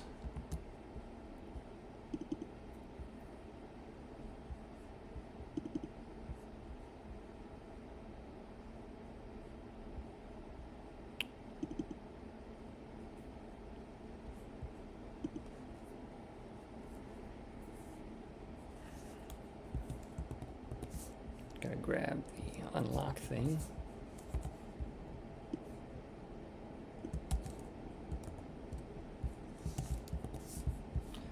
And then I like to set things as smart objects before I scale them or move them.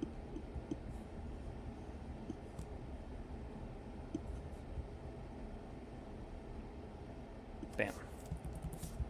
Oh, let's put it up here.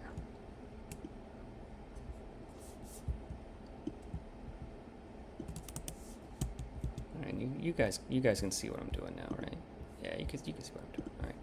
Let's see, where's the edge of where you guys can see? Right there. All right, so I'll try to keep things, try to keep things where you can see them, to make up for. All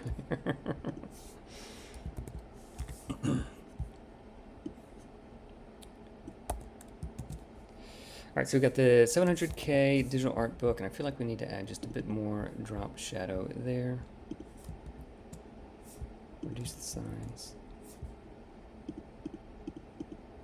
Better. So for this one,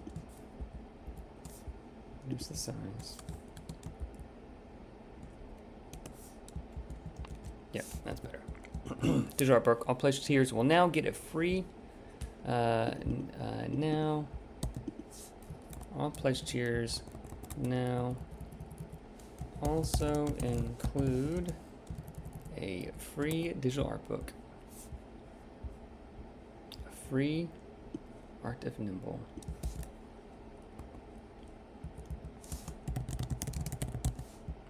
There we go. That's better.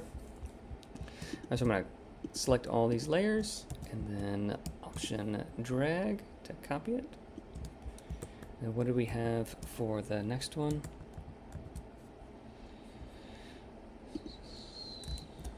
Uh, 750 Companion Builder.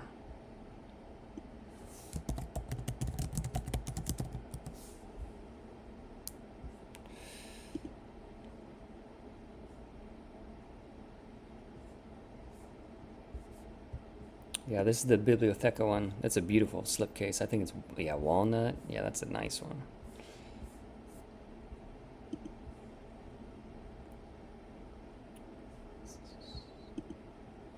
I probably don't. I don't need an image for that. All right. 750. 750.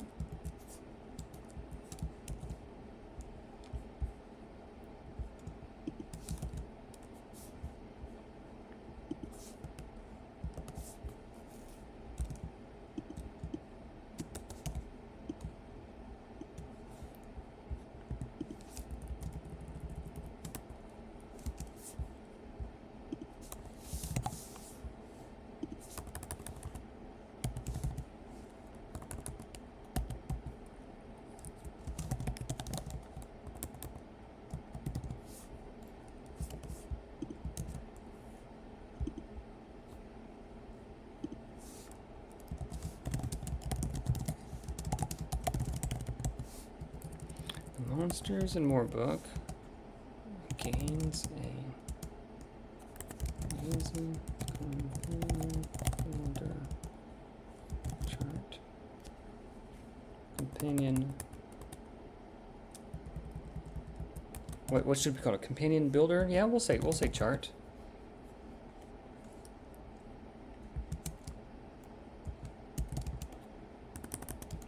And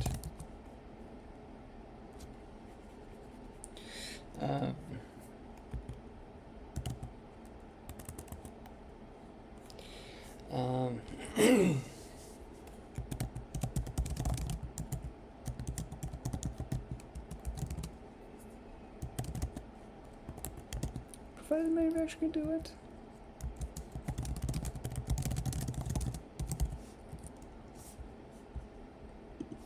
I think it's probably good to have a little caveat there. Provided the manufacturer can do it, but it looks like they can. And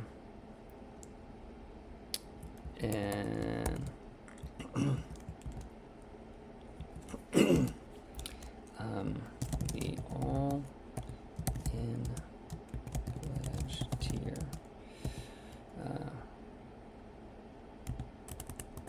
The all-in. It's not just the all-in pledge tier. It's the I'll go ahead and say that. The all-in pledge tier and special edition.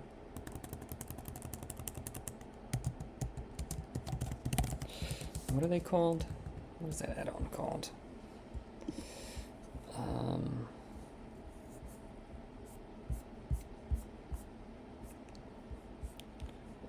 Rewards. It is a special edition slipcase set. That is what I called it.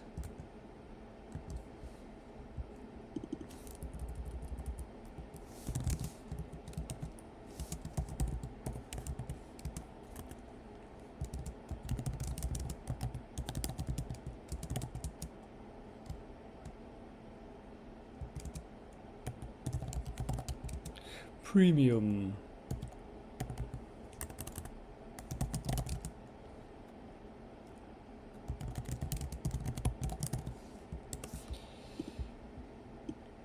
A premium wooden custom slipcase. Not just the piece of wood. It is pretty cool. Let's save it. Save it here. Stretch goals. How you guys doing? You still with me?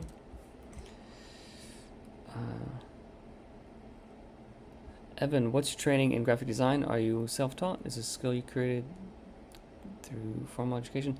No, didn't learn it through formal education.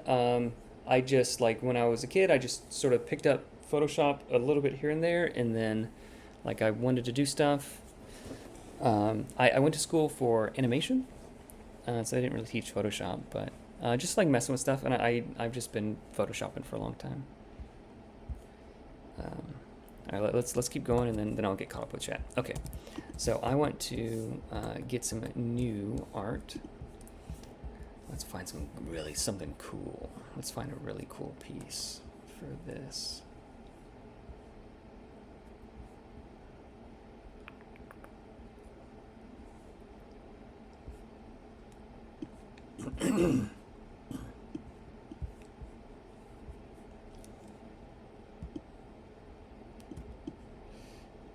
I want to find something really cool.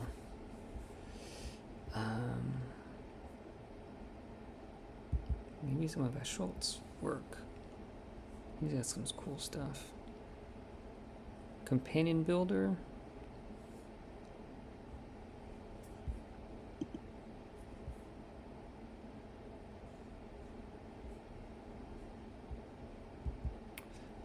Anna Giovanni has some cool things. Let's check out her folder. Nah. Maybe we'll go with good old Justin Gerard. Ooh. No. I know. Annie Gerard. Yeah. She's got some art that I always, this one. Fabled Companions. Yes! This is the one. I've been wanting to use this piece for a while. How cool. Look at this piece of art, you guys. And the name of the piece is actually called Fabled Companions. How cool is that? This is the wife of Justin Gerard, Annie Steg Gerard. We got a little bun down here. We got a unicorn, a person, a pupper. Yeah, this is gonna be a good one for this stretch goal.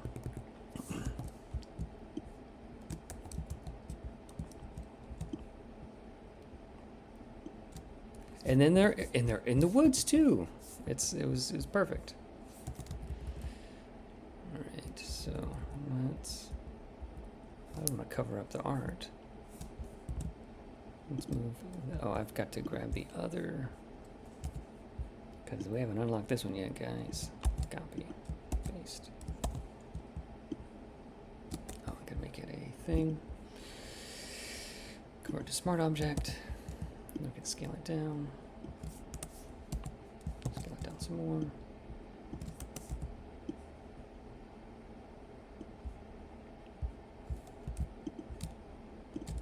I'll delete that one.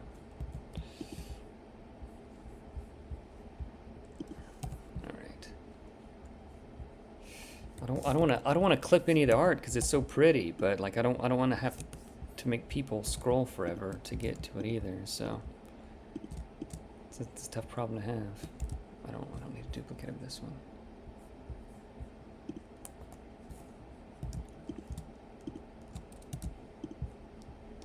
I've got to take down this line height a little bit.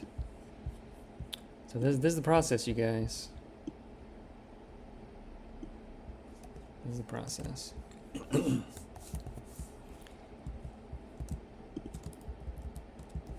Take down the line height. We gotta reduce the noise a bit on the drop shadow. So we don't want to ugly up her cool art. Let's see if we can scooch it down to the bottom. Yeah, there we go. Oop. Let's grab this instead.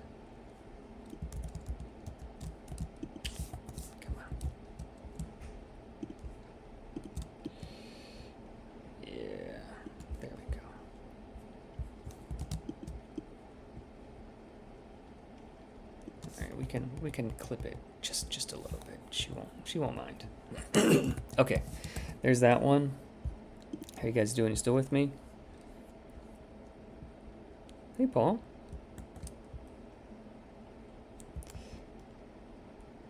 All right, let's grab the next one.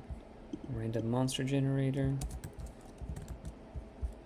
All right, these next ones are going to be a little bit smaller, I think. So let's find a piece of art for the random monster generator. No, not that one. That one's too pretty. We need a monster one.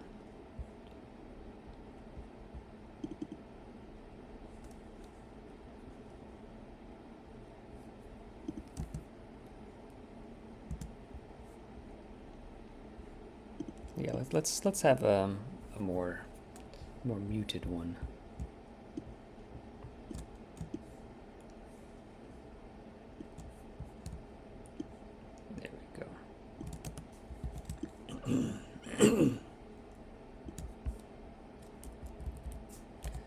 And then we'll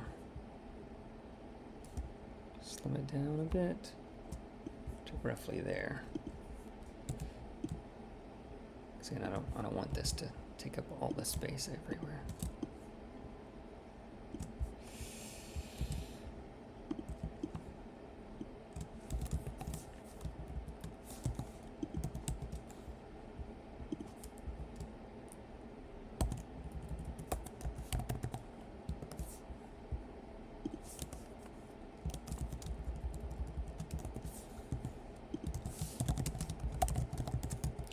Monsters and more book will game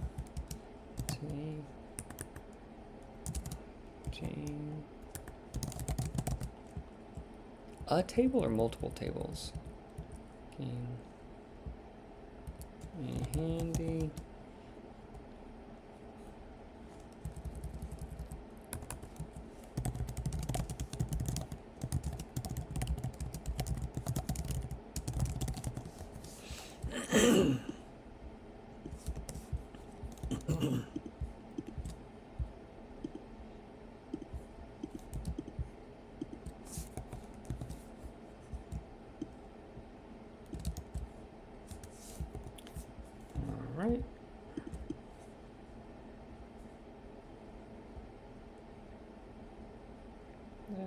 we'll put it over there. Okay, there's a random monster generator. We can probably clip this just a little bit, just so we're not taking up all the space. Now we have 850. Man, that's a lot of stretch goals.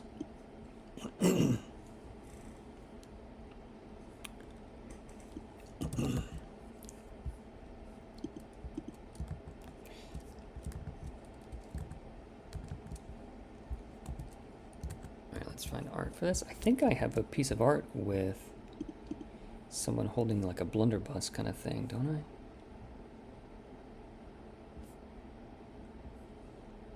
I? I thought I did. Maybe I don't.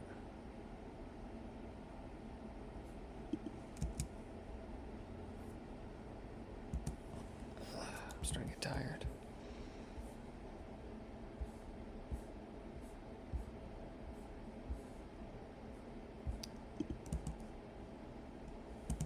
So it was, what was it? More ancestries. Okay, yeah, so I can sort of pick whatever. We'll just grab this landscape. Whatever. The work starts to slip when you're tired.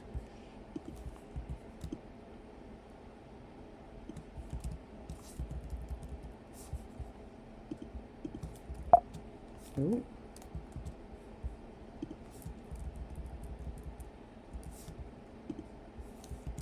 Okay, grab this, grab that, grab that, duplicate.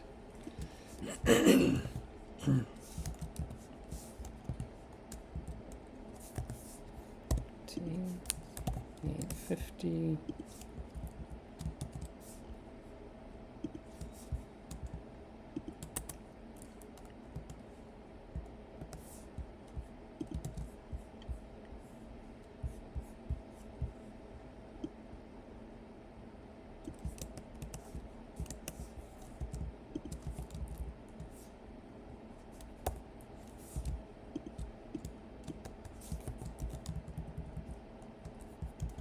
I think I should add that it is the Monsters of More book.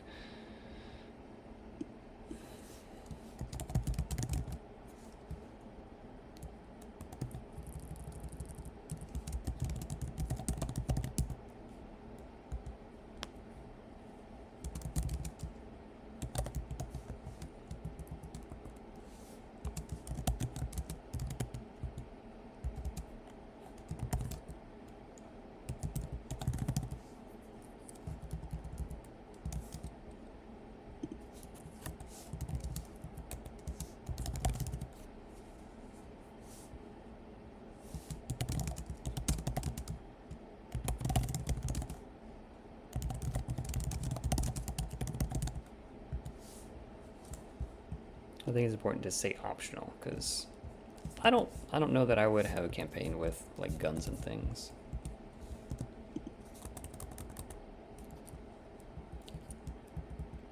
I don't know that I would do that.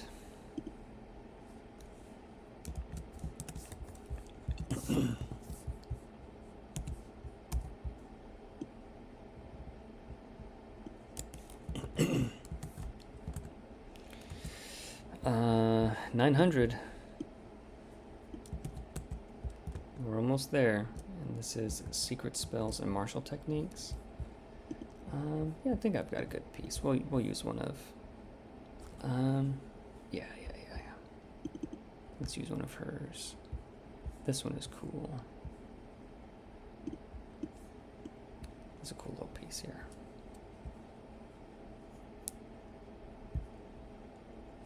Nah, it doesn't look particularly martial.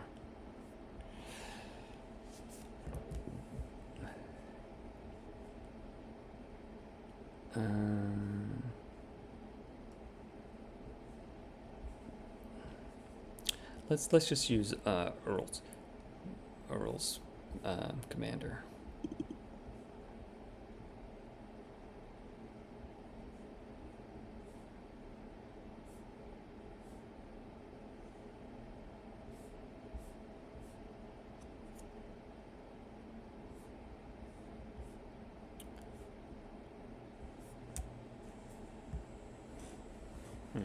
Can't find it. Let's just use this. There we go. That'll work.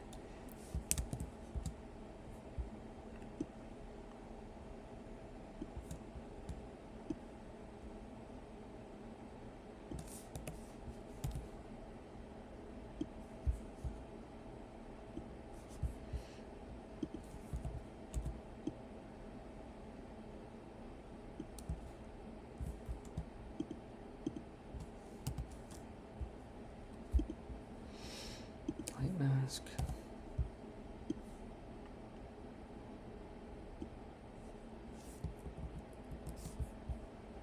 Green mask. Let's close that up.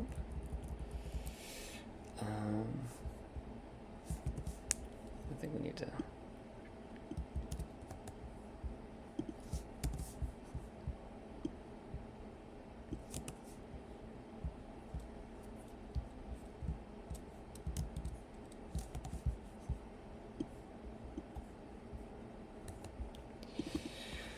Let's do a color overlay because there's just a lot going on in that picture. We'll make it black and we'll reduce the opacity a bit.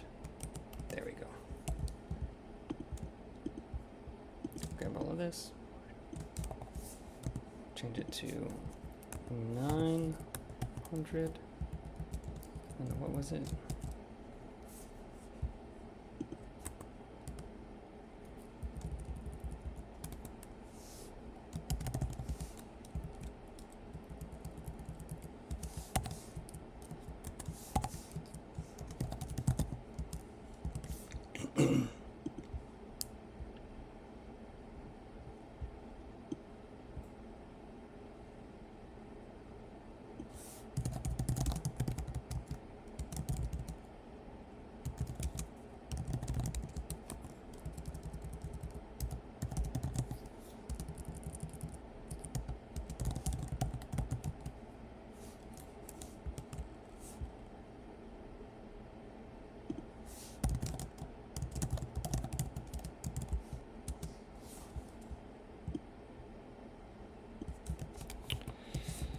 All right, home stretch, guys. And the last one. Oh, the build a mimic chart. I already know which one I'm using for this. I'll go over to Vladimir Matyukin's.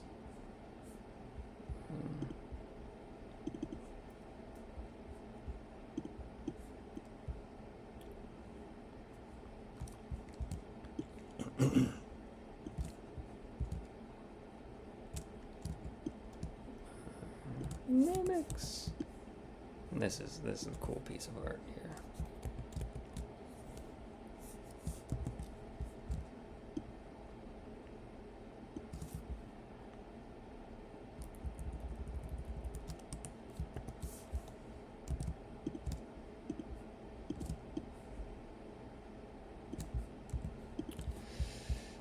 Let's add a color overlay here also. I think this one, a few of these could probably use the same sort of color overlay treatment. Not that one, that one's too pretty.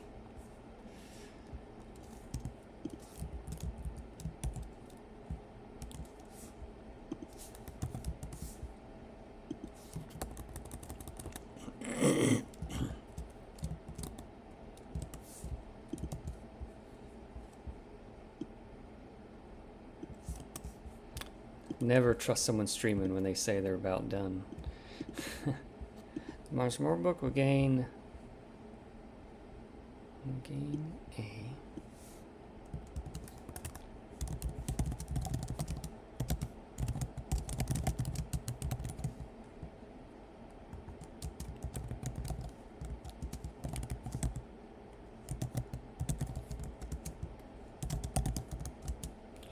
apples, toothbrushes, chairs, pants.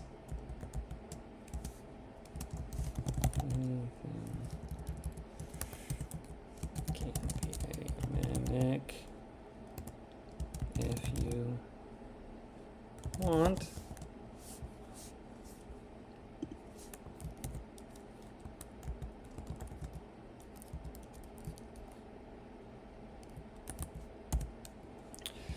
So you gotta leave some typos in, so they know you're human. They don't think you're a robot. All right, let's save that out. New stretch goals. Desktop. Go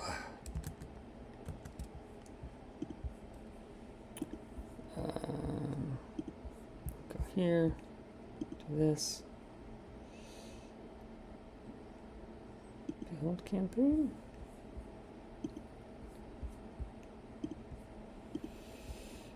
All right. Story. So I think we got to move the stretch goals back up to the top again. Man, that's a whole lot of stretch goals. That's okay though. Insert image. Desktop. Oh, look what I have to do. I've got to cut the Nimble Nomicon out of this one and then move it down to this one below that one. That's all right. I think I can do that. Copy image. Can I do that? Will it let me? Yeah, perfect.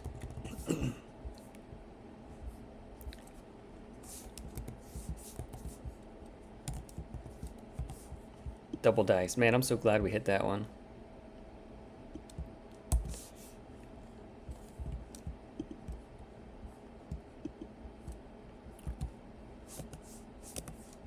Okay. So let's save that. SG1. We'll make a new thing. Save that. SG3. Cool. Alright, so we have to replace this image. Stretch goals, choose a new thing. SG1. There's that. Then we have this, and we need to add a new one. SG3. Boom. Alright, let it be written. Let it be done. Alright, I'll get caught up on chat real quick, and then we'll see what's going on. I think if I close this, it'll pop it back in the window. Yeah, okay. Pans, yeah, pans could be mimics. Hey, bold, not bald. Should I ask this earlier? How will these stretch goals affect the page count of the book? Most of these, like the mimic builder chart will be a page. The black powder will be like a paragraph, a column, maybe, if that. So it shouldn't affect it too much. Extra E at the end of random, you got to leave some typos in. Just got to leave some typos in, so people know that you're not using AI or whatever. What? No. Yeah, you just got to do that. Had a great time hanging out. Thanks for hanging out, Joel. Well, you probably already left, but thanks for hanging out. Melif Mist, hey, totally real human. Oh, hey, secret marshal. Marshal, it means like fighters, people who use their hands and weapons and things. So they are secret techniques. What they are yet, I don't know. Also need to move up that 900 away from the text. Oh man.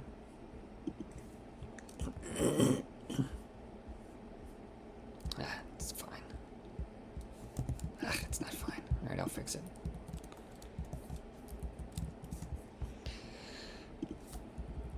You guys. All right, save it out. SG2. Go back in here, re-edit it.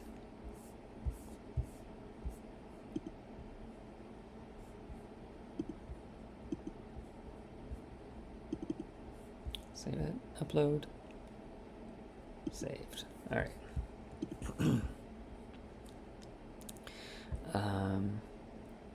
I plan on trying to use Nimble to run a Western. Guns are a pain. How would y'all try and balance guns? So if it's a Western where like everybody's got guns, it just make it bows, short bows, and a rifle is a long bow.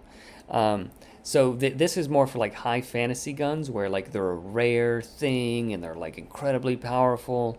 Like maybe it'll be like a D20 ignores armor, but like it'll hurt you also, or like it's gonna be something weird like that. So not something where like you're having 6 shooters and everybody just for that, just use use a sling stats, or like something else. Just reflavor it.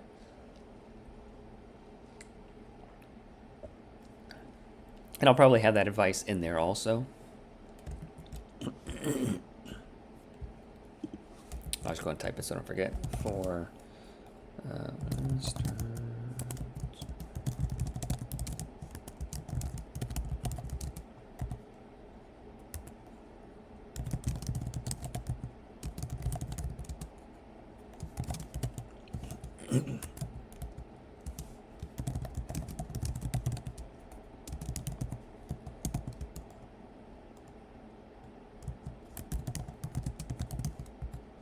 okay, I'll know what I mean.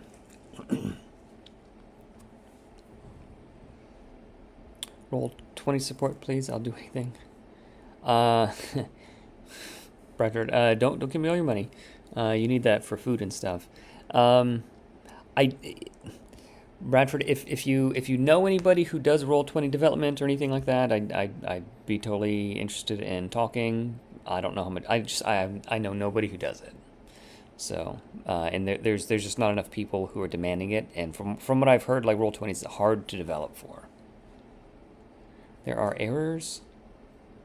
Are dice sets? Yeah, dice sets are available as add-ons. Yeah, they are. They shouldn't already be.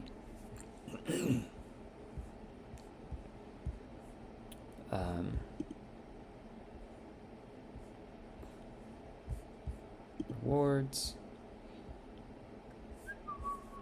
Dice, yeah, custom dice set. It says 6, but it's 12. So all the dice have doubled. So yeah, the dice sets are an add-on. I guess it was just that's all random monster generator in that goal, yeah.